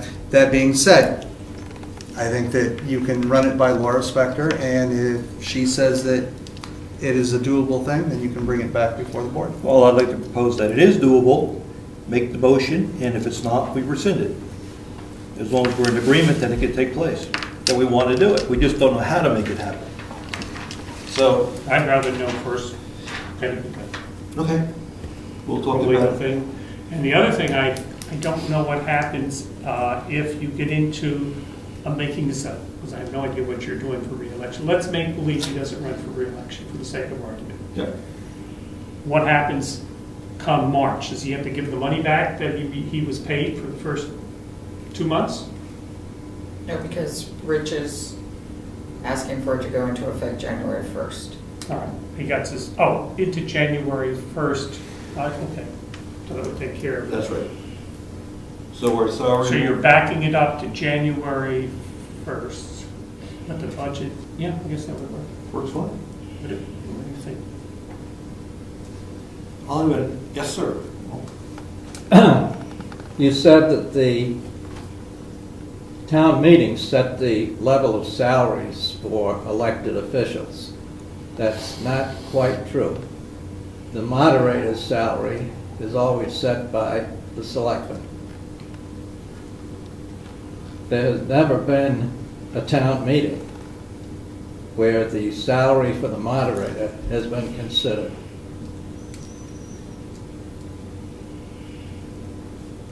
You're absolutely right. But isn't the moderator hourly? Yes. So there isn't, it has never come before the town meeting, any The town- yeah, hourly salary? The hourly town, people. you're correct. The moderator is an hourly position, Right. not a It's a salary rate. position. It's a All rate. salary, I'll correct myself then, all salaried positions have been set by the townspeople at town meeting. However, the RSA say that the town meeting should set the compensation for the moderator. Then maybe we should run that through them. Well, that's, I never made an issue of it, but,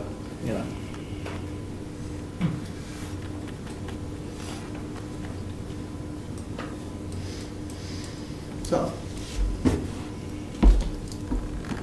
Any further discussion? Well, I'm still coming back again to January 1st. Then. We don't vote on it until March. No, if it goes to town meeting and the townspeople vote on it, it would go to March. What It Rich goes, is- it goes to town meeting in March. Yep. They vote to go with the, let's for sake of argument say $4,000 thing. You've been paid the first 2 months already and received money based on $5,000. If you're paid monthly. And if for sake of argument, I don't rerun, Or if you're, whoever, say you ran, yeah, okay. if I don't rerun and somebody ran in my stead and won, their first check is that first quarter after March anyway. Yes. So the selectmen are actually paid from March to March. Yes. But his His proposal is to adjust it effective January 1. but we've already given him, he's paid monthly 2 checks. So he throws his money back. Whoever gets it. I don't know, I'm just, You solve that problem by starting January 1st. no, you don't. At the lower level. And if the town wants to give us more money, we take more money. There you go. Easy to fix that. But somebody's already accepted their checks. You give them more. If you No, start, they owe it back to you. if you start at a lower level, If you start January 1st at a lower level, your check will be that at the But end. you're not gonna decide that until March. No, he's saying, make it effective January 1st. As At the long as lower level. Laura Spector says that you folks at this board can make that decision, which the decision would be made before January 1st. It'd be done at the next I meeting. wouldn't buy that one. Personally, because if you, no, I wouldn't buy that. What would you Because you're buy? about, I'm sorry, that doesn't seem right. What don't you buy? May I speak? Not yet. I mean, this is, I understand where you're coming from. So if we tonight, we set a meeting and we decide that from now until March, we're gonna accept based on $4,000. It's the same difference. We don't have a town meeting, so we're doing the budget. Let me put it this way. Am I missing I out? strongly believe that we're allowed to do this. Very strongly believe. Okay. Anybody? I'm gonna go into a 5-minute recess. I'm gonna look in the RSAs.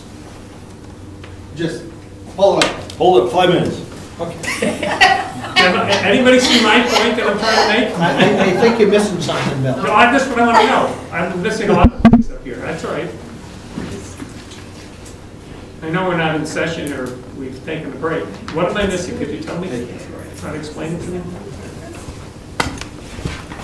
Their pay doesn't run March to March, it's January to January. Well, they're paid, so the selectman that, if a selectman leaves office, he's paid January through March. The next, whoever is the new selectman's, their salary starts in April. So they are paid 9 months, April through December. Does that make sense? Yeah, Yeah. but it's still, whether he loses or wins the next race, if he's replaced, he's still being paid from January to March. Yes, So if you reduce the rate effective January. January, It's not going to affect any new person. that's right, He will not be overpaid, right. Why would he be overpaid? because you're looking to decrease the salary. As of January 1st. That's bugging Another me. Effective chairs, all I gotta do is complain. Buttons the other day. Another one. Which rows? Because we are gonna have a meeting that begins January 1st. See, the problem is, our budget runs January 1st to December 31st. Right, We're 3 months into it when we get authorized. yes.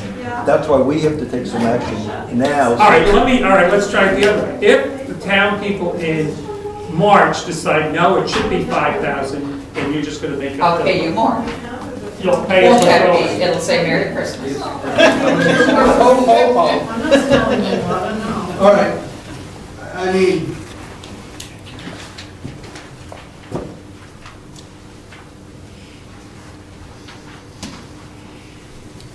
Thank you for coming.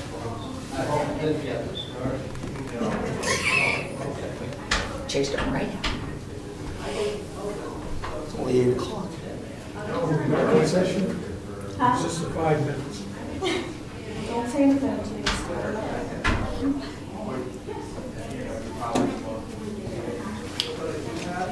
You think 2,500 is too low?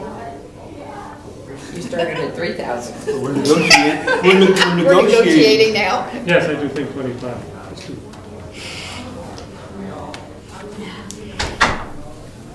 We were, how many years ago, at 2? We're talking, what, 10 years ago, something like that.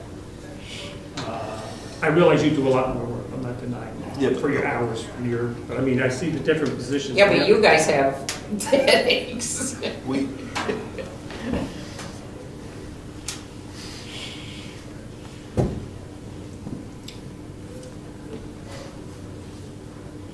Can you get me the paper on the election thing, your scribbles? Tonight? Do you have it here?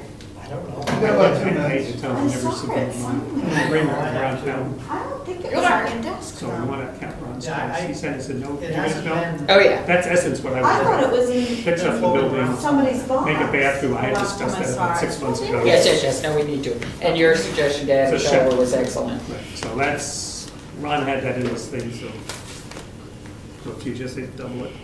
Didn't you just change the item in the budget? The new budget? That's what he wants to do. Yeah.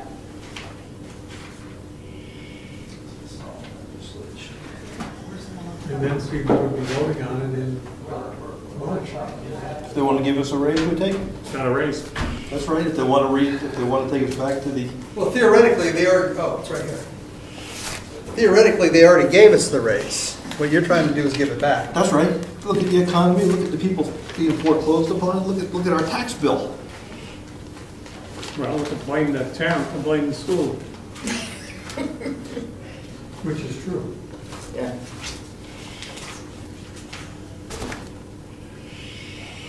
Be it noted that our new selectman likes to cause trouble.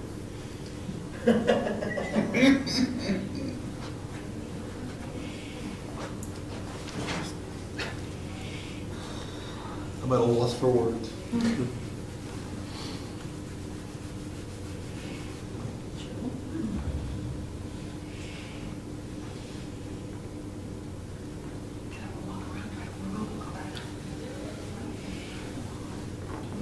Taxes are paid quarterly?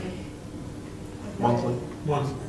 Some are paid monthly, some are paid quarterly. I picked monthly. So 2 are paid monthly, 1 is paid quarterly. Monthly, monthly, quarterly. Depends on what they want.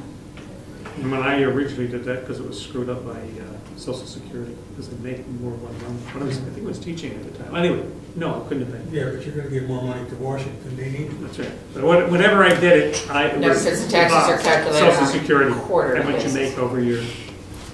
Oh, just like me, Patty. There's a few, Okay, and there's the tallies. cool. Let me just make it happen. No, you can keep them, I don't need them. Should see the next motion. All right. You need a motion to adjourn? Yeah, there's a few more in here. Oh, okay, Just take cool. Can't do There's a that. copy of what he has, so. I'm washing. Thank you for And I your don't think assistance, this sir. I owe you necessarily a should cake. be, We're gonna start working 91As. Right now. you can know that. Everything we do is public. I understand that. So, We had this discussion with the planning board, communication between members and yeah, how it needs to be kept and very clear. All correspondence, That's why I delete everything off my computer. it costs us money.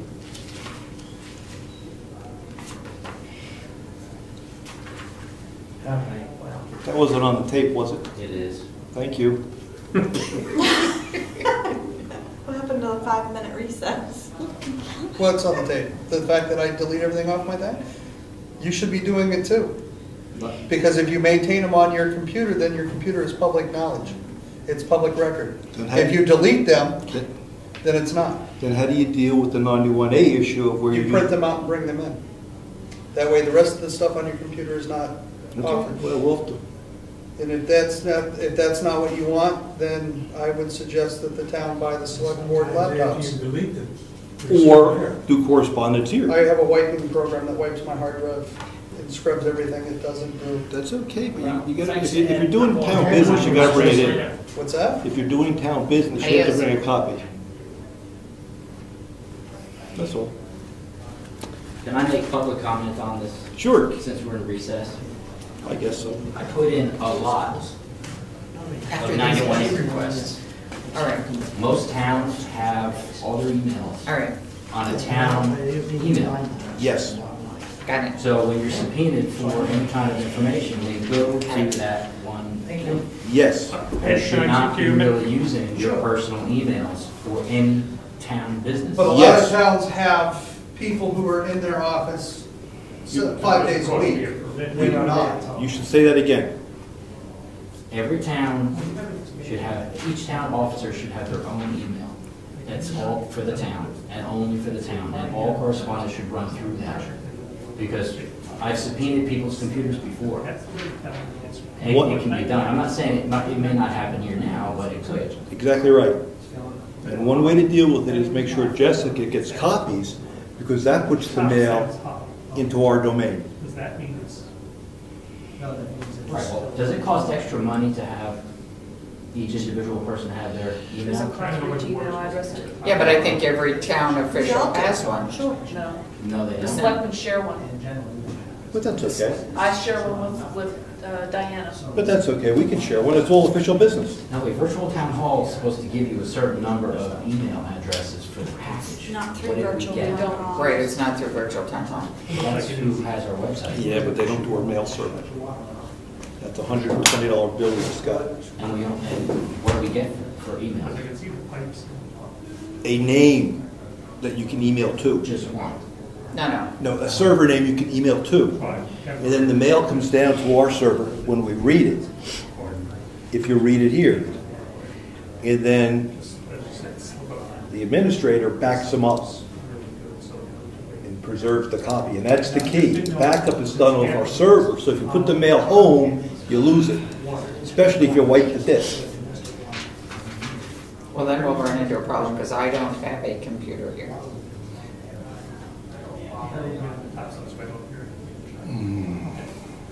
I'm sorry. You got a unique case because you do all that bookkeeping.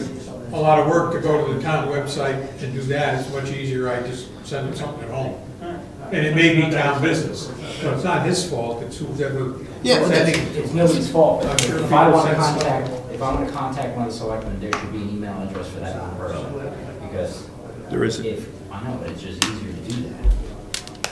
Because you can subpoena somebody's personal, now if you wipe it out. How about we do this? If you wipe your hard drive and delete all your emails and ensure that they haven't been deleted from your system, then you have no right to subpoena my. Yes, but just for transparency, the email and correspondence between people who are contacting you should be available if you need it. How would you like to do this for us as we're at recess? Come in at one of our meetings and explain to us this 91A and what we should be doing as a town to make sure we comply. Now, it's also changing, Oh, it because always- now they're working in how Facebook and texts are going to be handled. So And- this is all going to change. And voicemail. Okay, see. Oh, yeah. So I suggest that we get somebody from the state who knows how it's going to be all. We were talking about 91A, and I suggested that maybe Ed come in and give us an overview. He's pretty knowledgeable. He's suggesting it's changing. The state should come in and tell us what the new requirements are. I'm at the state legislature. That's why I'm deleting to you. You're going to have text. But you know what'll happen if you call the state? It'll be like calling the DOT. Yeah, you don't You'll want get to. 3 people from the state who give you 3 different answers. That's right. And they all have their attorneys who will give you 3 more different answers. My other comment was, my observation on these reducing the selected salaries. Every town meeting that I go into, it seems like the town government is trying to really keep the taxes low. But the school and the county never seems to lower theirs. So they keep asking We just for keep more and more. trying to lower it, and our infrastructure suffers, but nothing is ever done at the state level or the county level about the schools. So that's a really big issue for me. But you can't even bring that up, because that's like, you Oh, know, that's That's golden sacred. goose, you We know. can bring it that's up. sacred. I know, We but cannot pay it. That's where I'm at. when we do bring it up, it's like you're playing the devil's advocate, and it's like, oh, you can't bring that. You know, you can't do anything about education or Well, people should bring it up. education or old people. You ready to get back, Clifton?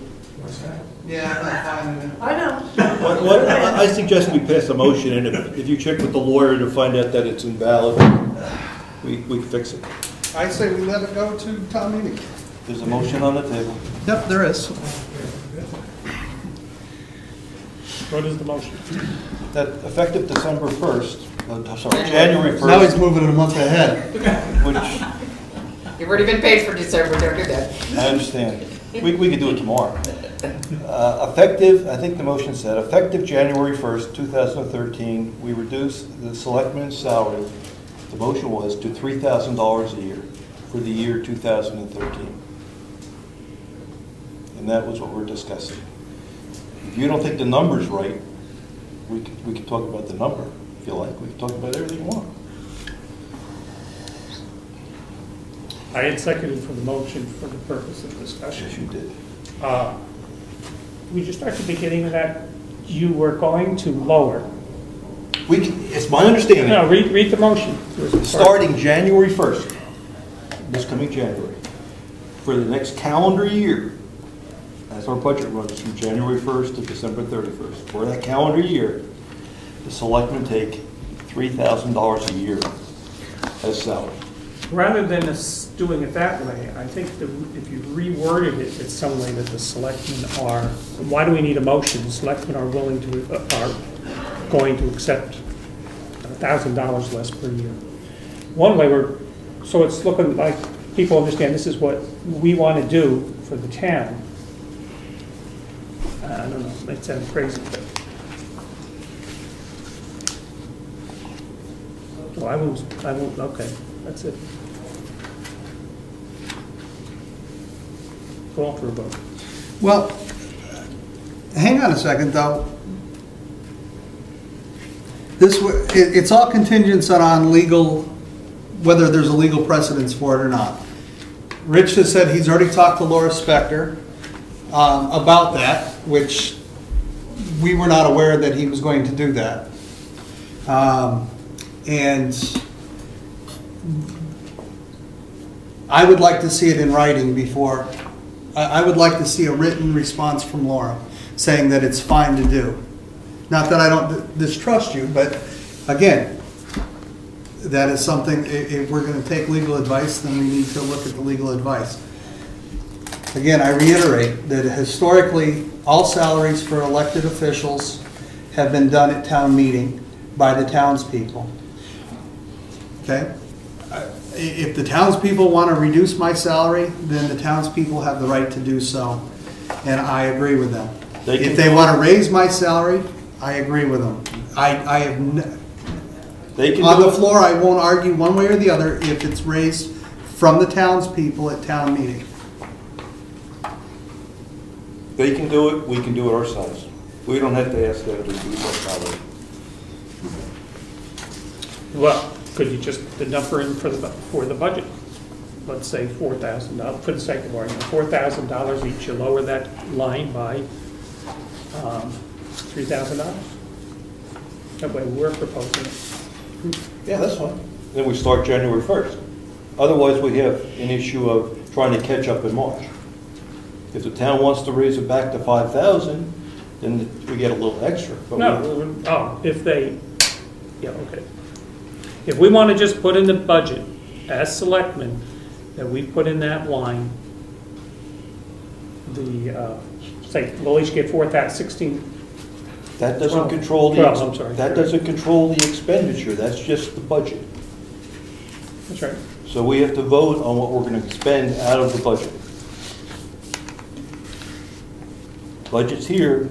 You vote to expend not more than that. You can expend less. You're talking about the final line on the budget. No, you got a budget item. You can't spend more than that, but you can spend less than that. But we could then, if we wanted to take the money from other areas, right? Yeah. You can't spend, when the budget's all said and done, you should live within each of the categories that you have budgeted for. So we're over on planning board. For instance, utilizing the planning board expenses, where they were budgeted for $5,040 for their board administrative assistant. They've actually spent $5,408 year to date. But their total proposed budget was $6,478. They have only spent $5,557, which leaves them a remaining portion of their budget of $921 in their budget. And what they've done is, where they've not utilized other monies, they have redirected it to that planning board salary. Can you cross one into another category? Say they used it all up, can it be taken from another area? Or can they overspend their line? You can't overspend the bottom. The planning board can't, if for some reason the planning board overspent their budget, just like legal fees, we budgeted $12,000 for legal fees this year. Say we had $16,000 in legal fees. We have to pay them. As long as the total appropriations of $766,936, which is our proposed budget and approved by the townspeople, if we don't, we cannot overspend that. To overspend that, Okay. you have to get DRA's Right, I approval understand that. and/or hold a special town meeting, which has to go before a judge to be justified. So, I'm in agreement, I'm not in agreement, I'm willing to go down to 4. Okay, amend it to 4. Well, I'm not, I don't think we should do it by motion. How do you want to do it? Just, how do we do any of it? We just write a number in. If we don't make a motion, the treasurer has nothing to act upon. What is she going to write a check for? Like anybody else. What we do is, well, again, Could you do it at the next budget meeting we're having on The 22nd? the 22nd? Sure, but why wait? No, that's fine. That would that give you any other time you need to research anything further? Okay. I'm comfortable with what I understand. I'm not. So I'd like to move the motion, and then if it's not correct, I'll get written confirmation for the 22nd, but it's done. I'm not gonna, you have written, get the written part of it, and then we'll consider it at our next meeting. Okay. I don't think we should Well- go that route personally. I have a motion and a second, so I do have to call it, unless the motion is withdrawn.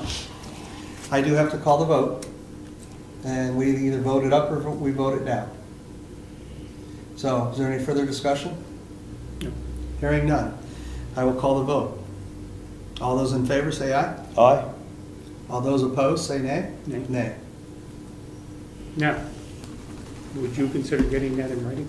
Sure. Okay, then we can address it next time.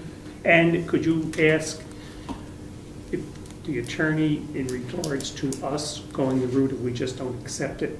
In other words, say it's, the town has told us 5,000, we decide to go with 4,000 for the sake of argument until the economy turns around or until our things start doing a lot. I understand.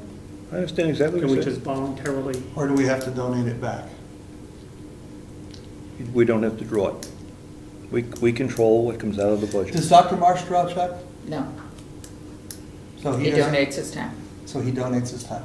Yes. Okay, so it can be As donated. does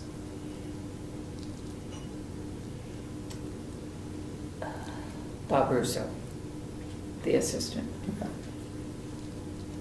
Discuss it at the next. Sure. Yeah, that was fun. All right.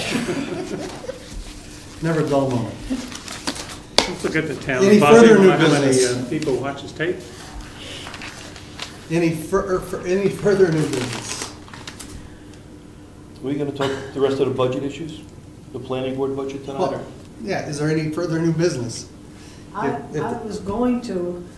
New but business? I don't want to start, yes, I don't want to start something more tonight. Come on, it's only 8:30. We have got now a nice written, document with our policy for welfare. And to get back onto the salary thing, do we have a written policy for salaries? As far as, Basically, for who? Salaries for who? The elected officials? yes, No, like myself. no. It's always been, it's Stuff like I has said, always been. historically, it's always been voted at town meeting by the No, townspeople, up or I'm not down. talking about the amount of, I'm not talking about that. I'm talking about more policies on vacations, policies on sick time, policies on You're- how, There is none for elected officials. I didn't think there was, but is that something that we should consider getting in the future? The reason I'm saying it now is because we do have both myself and the town clerk running, our positions are up this year. And the treasurer and one of the selectmen. Should we have something that is more concrete, more in writing, pertaining to a lot of different aspects of the jobs than what we have? Is it something we should be working on in the future? Well, I can remember, we're probably going back 8 years or something to that effect, and there was a question on one of our people who would take off, or took off time to go on vacation, but then they had to have somebody fill in for them. I'll use Virginia because that's what we're talking about.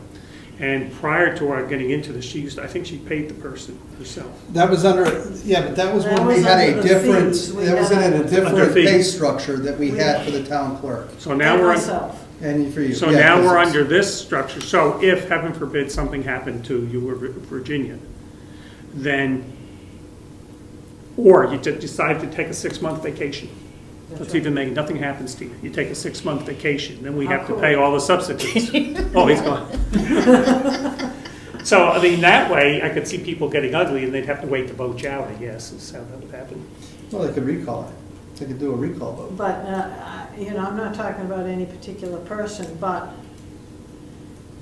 my feeling is, like, I have a deputy, and the town has approved 5 hours a month for my deputy.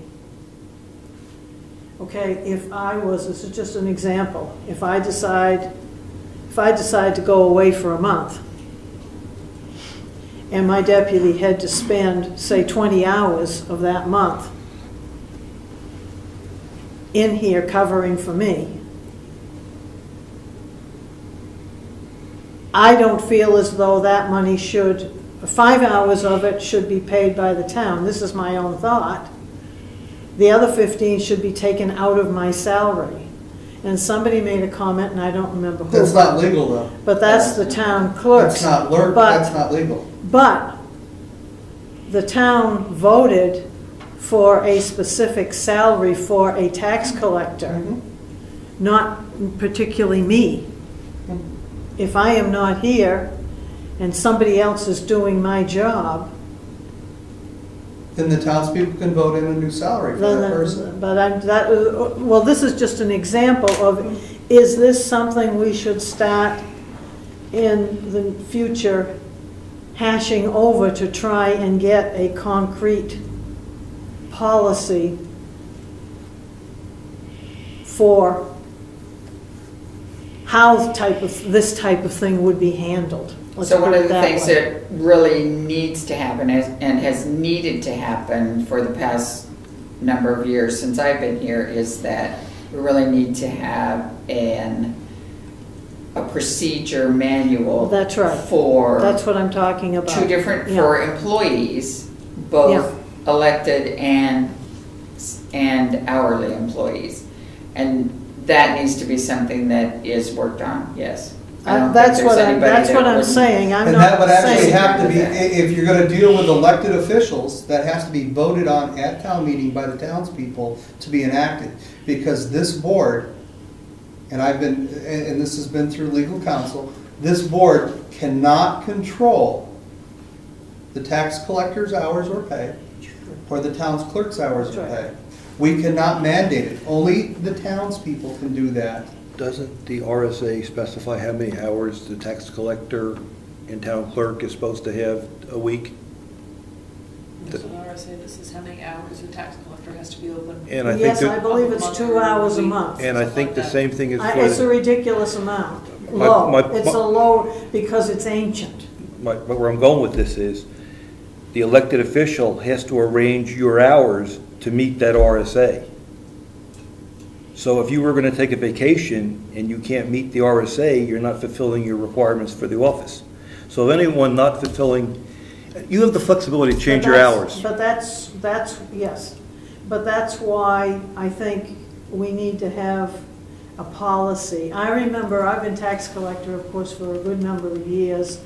A good number of years, I was paid 1% of what I took in. And then it reached a point where every year, the warrant went up and up and up.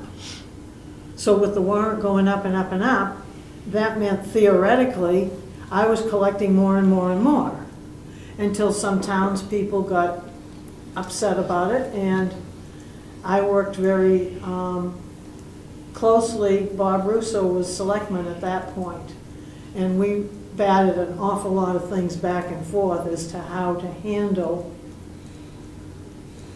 the situation and what was a fair pay scale for me to be on. comparable to what I was getting, you know, right kind of in between. And we did get into the fact that, okay, if I go away for a month and somebody, a deputy fills in for me, verbally we said, I don't know, it was my idea or the selectman at that time, well, then that amount would come out of the tax collector's salary because someone else is acting as the tax collector. Can't legally do that. Yeah, I don't. Cannot legally do that. When you have, But if you're in a corporation and you're a salaried member of management, and you take 2 weeks leave, and somebody has to fill in for you during that 2 weeks period, they don't deduct that from your salary to give to that other person. The townspeople vote, when you went on a salary-based wage, and the townspeople voted that salary to you, that became your salary, and they cannot change that salary until it's voted on again at town meeting. And all of your raises, since I've been a selectman, have been done at town meeting by vote. I'm not debating that at all. I'm only saying. You have a deputy clerk, you have a deputy town clerk, or deputy tax collector. Correct. That has her own or his own budget line item. You have to budget in any vacation time into your budget to cover those hours that person's going to work. Well, absolutely, and I will. So, but what I'm and if saying the is RSA, none of this is in writing. I understand. And if the RSA states that the tax collector has to be open 2 hours a month, and that's what the RSA say, then when you go on vacation, the 5 hours that are allotted to that deputy clerk are more than enough to cover the RSA's requirements. So when you set your budget for your deputy tax collector, those are all the things that you have to take into consideration is your time off on vacation, the meeting of the requirements for any RSAs that require the tax collector's office to be open a certain amount of hours, in any possible unforeseen. So there should always be a cushion onto that, onto those hours to cover those rare occasions where the deputy tax collector needs to come in. And what do we do when we start to exceed? But the thing is, When we start to exceed that budget, what do we do? Then we So have now to your town pull clerk it. has exceeded. I'm with you. I'm with you. So what do we do when we exceed the budget? Which budget? The whole town budget? No. Or just the tax collector's The budget? tax collectors. Then we have to pull funds from another location to cover those expenditures. As long as we don't go over the bottom line, as long as we don't go beyond the bottom appropriated funds that were approved at town meeting, then we're within we're within that budget. We have the power to shuffle from one account to another. I have a question. Yeah. You can't control the hours that the the elected officials have, Correct. but you have control over the hourly deputies? Yes. So if they go over their budget, you can say, well, look, you can't take vacation because you've already gone over your budget, therefore I have to Nope. cut the hours Nope. for your deputy? No. We can, if for whatever reason the deputy tax collector or the deputy town clerk maxes out their hours for that month, and the town clerk still takes her vacation, and the office is required to be open a certain amount of hours during a month, then that deputy has to fill in. I think we got to think about how we're going to handle this. The situation we have today is Virginia is taking a lot of time for personal reasons. And the deputy is spending many, many, many hours helping Virginia through this period of time. Mm-hmm. It'd be good to have a policy on how we want to deal with this. well, that's all I'm talking about. I'm not quibbling about anything. What I'm saying is, should we be considering starting work on a policy? That's all I'm saying. I have yeah, we should be, and like That's all I I'm said, saying. but because it's going to affect elected officials, then it has to be presented Sure. to a public hearing, and it has to be voted on at town meeting. Sure, The absolutely. select board do not have the power But it to can't be done regulate. until we start working on a policy, so we have a policy to present to the town people at Correct. town meeting. That's all I'm saying. All right. You know, somebody could have medical issues or somebody had to take care of. It's- Personal issues. Yeah, that's a whole different ballgame. But if somebody just wants to go on vacation, hey, I'm going on, you know, every month I'm A going to take world 2 weeks. cruise. World cruise, and nothing to do with health or anything like that. That's where I think the issue for me becomes. It's not somebody that's sick at home or they're sick or this or that. It's when somebody, and we don't have anybody, decides to take these long vacations, you know, go to the Caribbean or wherever you're going to go. That I see the problem. So could we have one line in there, sort of a, I don't say a slush fund, but a thing to take care of all this?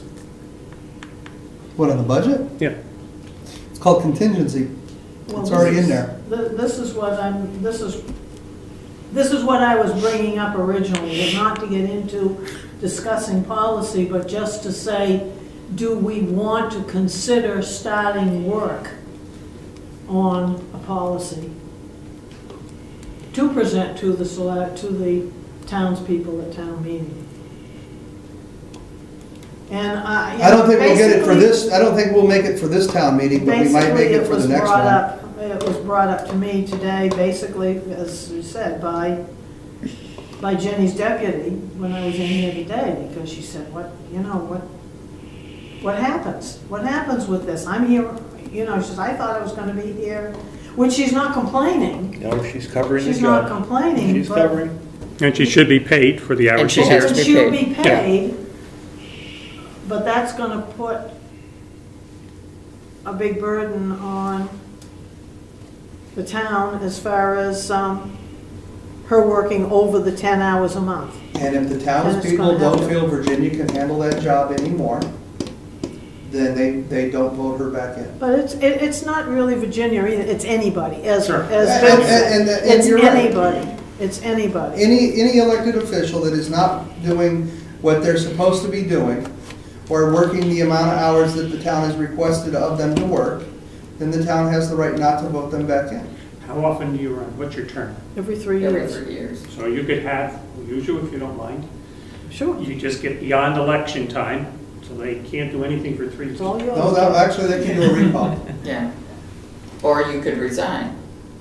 Oh, heck, she's in the Caribbean for 6 months. She's That's not right, I'm gonna resigning. resign, I wanna collect my money so I can go. Where are you all? She always goes during tax season, so she doesn't mind. Hey, Dick wants to go. No, he doesn't, I went to the Caribbean this past year and he didn't go. He's hanging the mountains, People come have, on. it's a real issue. So I think Somebody's we gotta need keep that. the fire going at home, you know? Doesn't help our budget any, but. The other option is to ask people to modify their office hours so they are available. The elected officials pick their office hours. Correct. Well, we've been through that. And I don't think, you know, you said that I could, this is just for sake of nothing. But, you know, okay, so the deputy has to come in for the 2 hours, which is the minimum. I don't think that would work. I think you have to, the deputy has to fill in for the posted hours that the salary person has posted to be there. Now, what I'm suggesting, those posted hours, maybe they could be modified. Change the posted hours, but, If you need to, no, you've got to get the jobs done too, oh, I understand. you know? It's got to get, that's not an issue at all. All I'm saying is, should we consider starting work on a policy?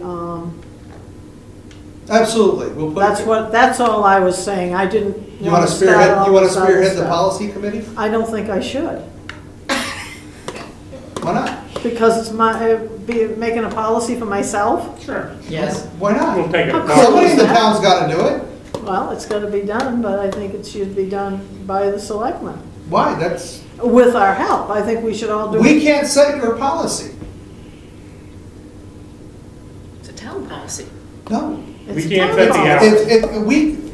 We as the select board cannot affect, we have no authority It's to set a for the policy. employees. Right. We don't have the authority to set a policy for any elected officials. But Now, she's saying that she can't do it because it affects her. She was talking about setting policy for non-elected officials. I'm talking about, did we want to Then I'm consider misunderstanding, setting a because I thought we were policy, talking about elected a officials. policy for everyone, for Employees. all the employees of the Employees. town? Okay. But it has to be- But it's there's a difference between hourly employees and elected officials.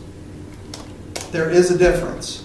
So you can't have one policy that affects both of them. You would have to have one policy that has two separate entities in it, one that affects salaried or elected officials, and one that affects hourly employees.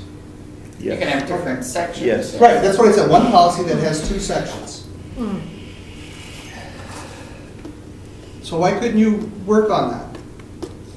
You don't have to do it by yourself, but if you've got a committee of other people, Because I think you selectmen should be involved too. well, one of the selectmen can't sit on that committee. I don't think that's. I don't think. But the that's selectmen kosher. should, I mean, we should have more input than just the select board. Oh, absolutely. Absolutely. Maybe we should begin with trying to see what other towns have for this. Mhm. Let that begin the beginning of the process, and just gather that information, decide where to go, pick, 10 towns or something, and see what their policy is. You don't need that many, I would say 3 to 5, And Well, Of you've got- like-sized towns. of like size. Your thoughts on how would that work? That's a starting point. We'll gather that information and go from there. Well, the majority of the other towns have got offices that are open on a full-time basis with 3 or 4 Well, that's why you have to people. find like towns. You have to find other towns that are still like us. I've still got some towns that, We are unique, aren't we? no, there are some that are smaller, there are some that, the tax collectors and town clerks are still working out of their homes. And there's some that do the dual position. And a lot that do the dual position. Yeah. A lot, more all the time that have the dual position. Which is, of course, what I wanted to have here, but isn't gonna happen at this point in time. So I suggest we just gather, maybe Jessica can try someplace, I could push it on you, but not as a member, just call around and see if you can get some people's that I'll stuff. No, that's all. Nobody wants to volunteer. I'll be at the committee, I can. No, that's not.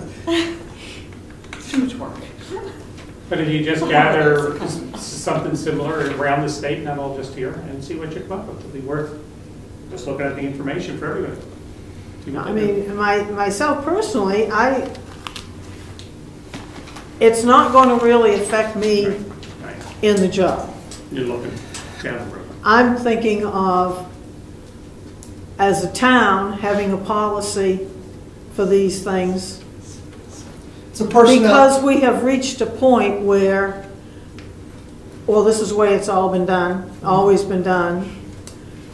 And, well, we decided it, talking about this and that, but nothing was ever in writing. It's kind of, I think, reached that point where everything has to be in writing nowadays. Mhm. And we have to have something to go back on and say, okay, this was the town policy at the time you took the office. You knew what the policy was. Are we certain we don't have town policies? Yeah, we don't have a town personnel policy. I know I've never seen any, but that doesn't mean they wouldn't have existed in the past. I can't find any that I have don't ever been believe adopted. I don't believe there is. I think there were some job descriptions at one point. There's job Different. descriptions, but Different that's than that. different. I know that when Craig was on the board, he and I had worked on one, and then it kind of fizzled out. I think I still have sandwiches somewhere that I can give you. Ham, cheese? Yeah. Pastrami. I've indigestion tonight, pastrami this late. Liverwurst. Anyway, it was just Okay. a suggestion, I shouldn't have brought it up. And we're losing our crowd Tom, you're the one that said, go ahead. Oh, good stick. Yeah. No, it wasn't Dick. Go ahead. Yeah. Well, why don't we just start with getting them? Start looking around at, you know, make some phone calls and see what other We're not towns in are any doing. huge rush, No. right? Well, we could present, I don't think we would be able to present it to the town at this year's town meeting anywhere. We're too short.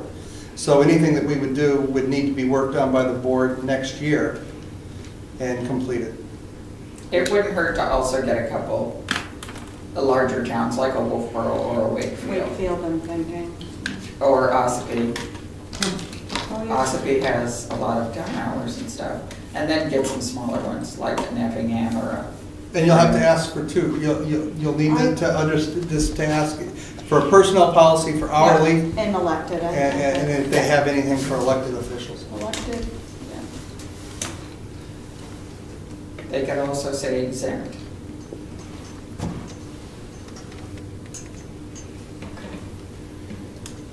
I think a lot of them for elected go by the RSAs. Yes, I'm sure they do. I don't think there is a personnel policy for elected officials. I don't think many towns will have those. They'll have them for their administrator, you know, those people that are paid on an hourly or non-elected officials, so. Pretty great to be elected, Sometimes not. Oh, Depends on what's going on in the town that time. There's some responsibilities that go with it. So, all right, any other, I'm afraid to ask, any other new business to come before the town? Hearing none, we're gonna move on to the budget. We are, tonight? Wait, I thought you wanted to, I thought the 22nd. I didn't bring my computer, let's do it on the 22nd so I can have my computer and we can give you magic numbers. is that okay with you? The only issue is that the planning board budget's the only new number. Well, there's two. No, I know I need to change the FICA, the taxes need to go up. I also need to include in the internet line the 120 or 150, because I did not include that, I only included virtual town hall. And there's a possibility that the library was requesting more money. More money than they normally get? Wait, we didn't get the bills for Wakefield yet.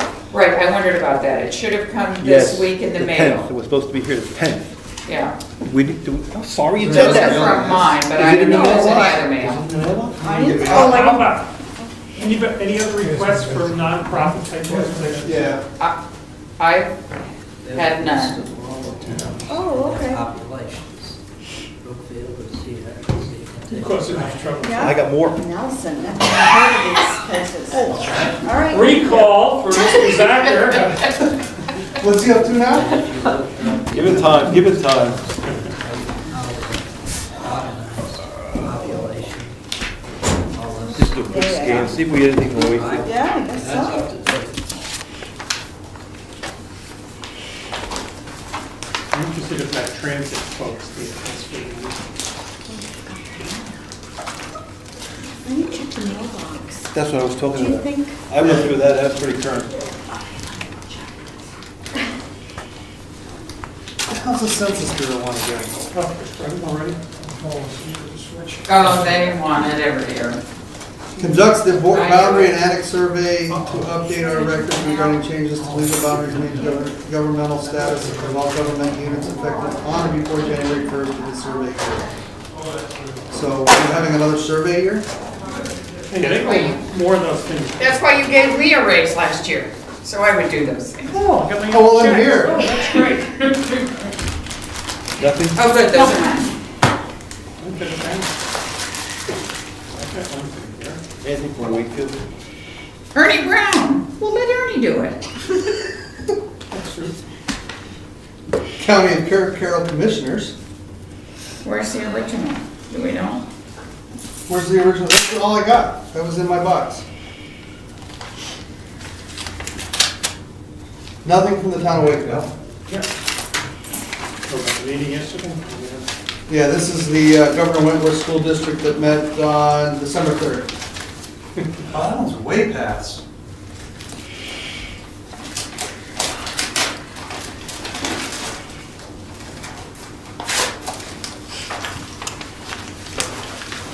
Oh, our first bill from Weber? Should No, not be a it's- bill. it's should be not a statement. bill, it should just be- Dead River Company, oh, that's Weber now? They bought them. Dead River bought them. Oh, cool.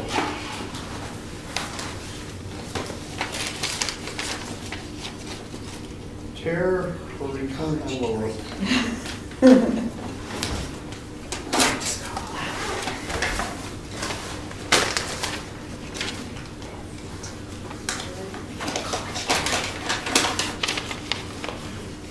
Okay. Give this to Mr. Nelson. They put in 175 gallons and $1.66 a gallon.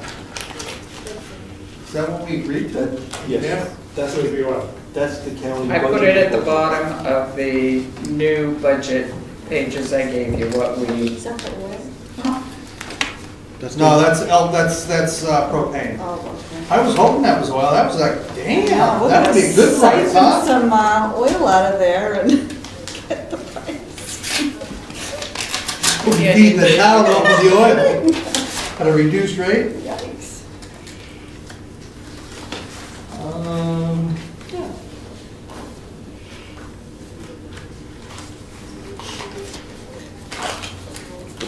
The last page, bottom right, shows what it's going up, what they're proposing. This is what they're proposing, but the county delegation, the representatives. That's why I gave it to you. All 15 representatives in the county, in fact, we just began meeting on this topic, set the, agree to the amount that they're going to get. So this is what they want. Yes? What they get is budgets that we will, I guess, vote on. You and Mayor Ed. And they end up using the amount we give. They administratively work on the budget for what they actually will get. They live within the budget that you set? Yes. This is a request from Tri-County Action Program requesting the second half of their $2,000 or their $4,000. Yep. So if you guys will initial it, I'll pay it. They're asking for X amount here.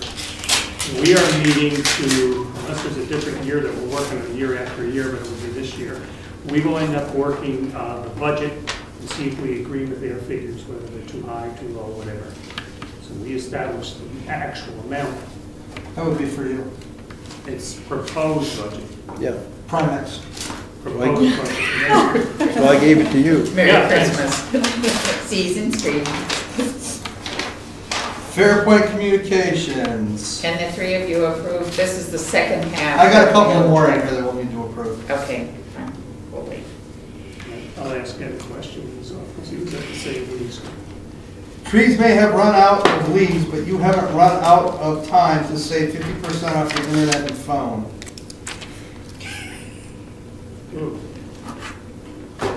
Not addressed in town of Wakefield. Wouldn't it maybe become Wakefield? But it's at our address.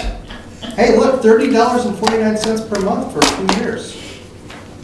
If you want DSL, I guess we could take it and not use it. Yeah, just if that's for phone and DSL, that's.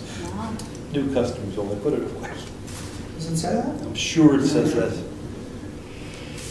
So you bargain with them.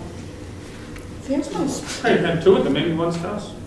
Right here, limited time offer for new business customers. Didn't even have to read it to know.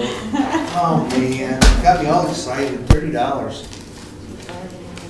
Oh, I didn't. At the bottom of this, I'll have to make sure it prints on the next one. I did have what we paid to Dead River Company on my spreadsheet at home, but it didn't print. Can I ask you a question for Oh look, that's another clarification? one. Same thing. This one's to the town of Brookfield. It's the same address. Keep them coming. I guess I should reseal Well, that I'm and new send to it back the over. county Yeah. thing, and you go to all Sorry. the meetings. Address. Okay, I'm asking you for, do you take the same thing as I have been led to believe from my very first meeting that I went to? They have a proposed budget, we set the figures. Am I misunderstanding that? I don't think you understand. That's my thought coming out of that meeting, is that we Fair point. take their numbers and we fine tune them. Correct. That's, okay, just want to make sure I didn't miss something. And it hasn't really begun. I know, I can't wait till the hearings. Like, makes me wonder why they mail it out. What's the point of that? I could see them mailing it out later on, but Make sure Tom gets a copy. I have the full copy at home, what they gave us, so they probably should match this. The proposed budget is also on their website. It's on the web, okay.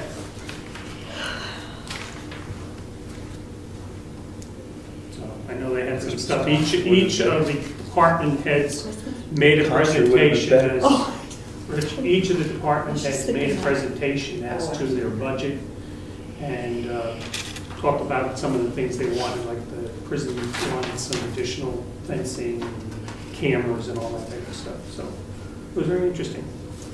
It'll get more interesting in the Well, it's going to get a lot more intense. intense. So I have to relate to Ed because he's been to many of these. You can also watch last year's Oh, I never thought of that. budget reviews if you want to get an idea of what you're going to go through. Thanks. Or you could be surprised. Oh, I should have watched that sooner.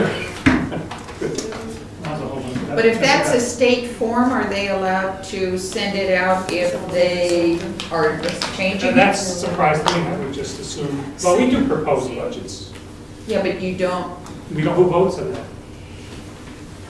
I guess in essence, we do the delegation. Okay, this is a letter from Mitchell Group. This is an update on the Fairpoint stuff. It's admitting to some things, it's denying other things. It's saying that we have insufficient information on a lot of other things.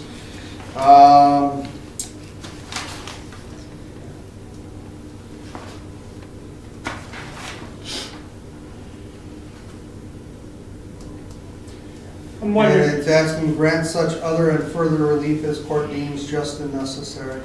how close are we to the end of this? Would it be cheaper just to jump out of it? We can't.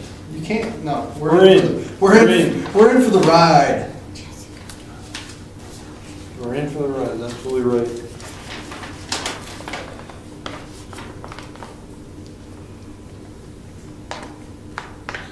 And this is, Private.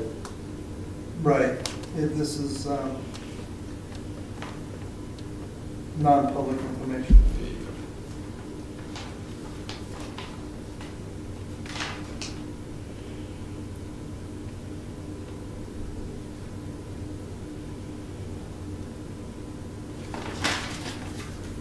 So I think we'll need to go into a non-public meeting to discuss.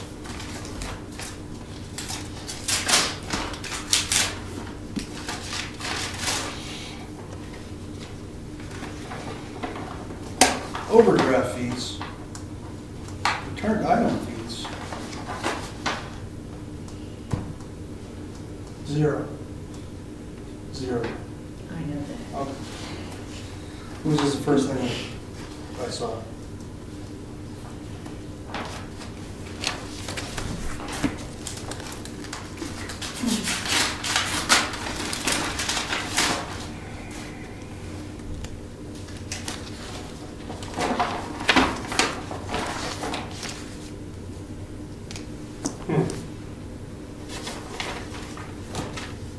I have a conflict on Mondays. You do now? I did back Oh, then. I didn't see it. I might, I will not know. There could be some Well, I don't think all of us have to attend. One, Just just one one, of us? just one. Yeah. Depends on what the delegation does or what committee I'm on and when they. Since this is many I'm on, I think we do all. We don't know yet, January.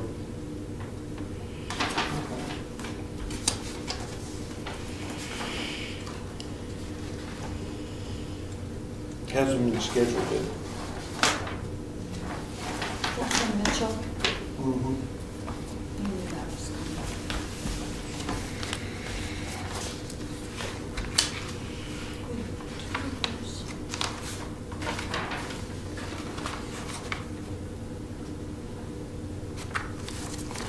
Oh, this was just for our information from you. The Was letter it a about long time ago? Yeah, the letter about that you sent. the abatement thing. Oh, yeah, just so you could take a look at it. I'm just trying to Yep. cover my. You sent a copy to the attorney? No, I didn't do that. Sure. And New Hampshire civil engineer? That's it. I have not one.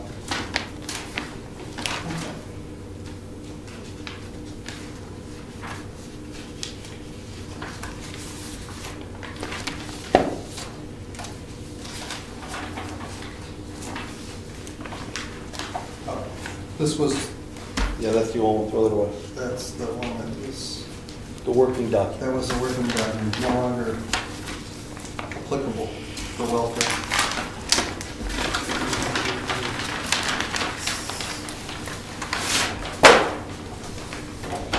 Avatar sent us, ooh, nice little calendar. Check the correctness. I was just gonna say. Check the correctness, last year's was wrong. What, was off a day? More than a day. A It year. was awful, it was awful. It was really? Yes, it was. October in particular. 2011. No. Oh. Oh, we believe you again. We only got one though? Don't you guys, yeah, you guys get one. There's somebody, things wrong. Here, use my calendar. It's wrong.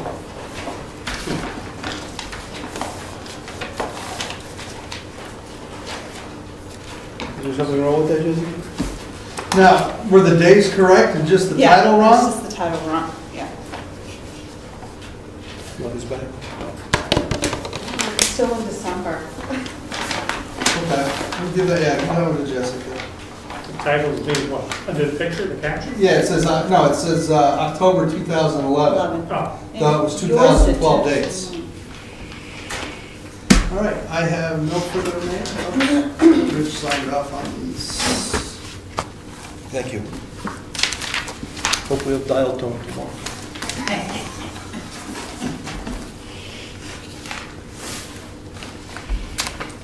We used to have dial tone in that office, no? Yes, Yes. New Hampshire's right, a loose wire. in the back room, not out here. Somehow, somehow a wire was disconnected on that patch panel. Well, I'm wondering, when we were trying to figure out the password and all that stuff, or somebody was in there and opened the door, I wonder if it grabbed onto it. We were looking at it, and I remember the door being pushed, I wonder if it, somehow something got hooked up. Whatever, Lance found it. Good for that, it's good.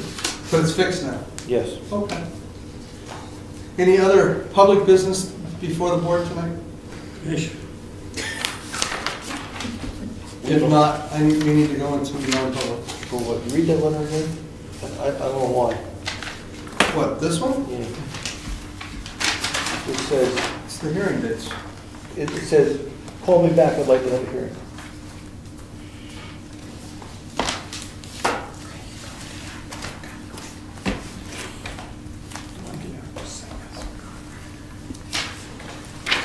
That's a letter from the lawyer to her saying, She's gonna look law at says it. you gotta do this. What do you want to discuss?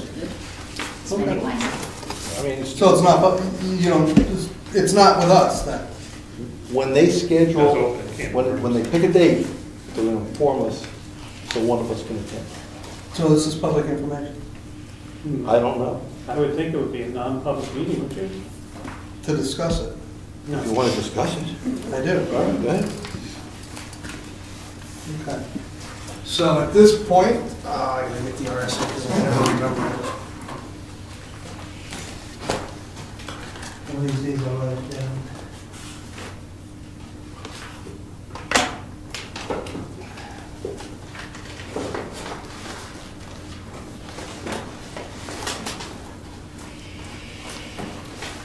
And we have that road issues going up. Oh, that's the big hit. It's good we got the data. We were going in, 40. yes, we lost 20,000 in that transaction. Plus, You need can rush and do it now at today's prices. plus survey. The issue is, Pursuant to 91A:3, non-public sessions, section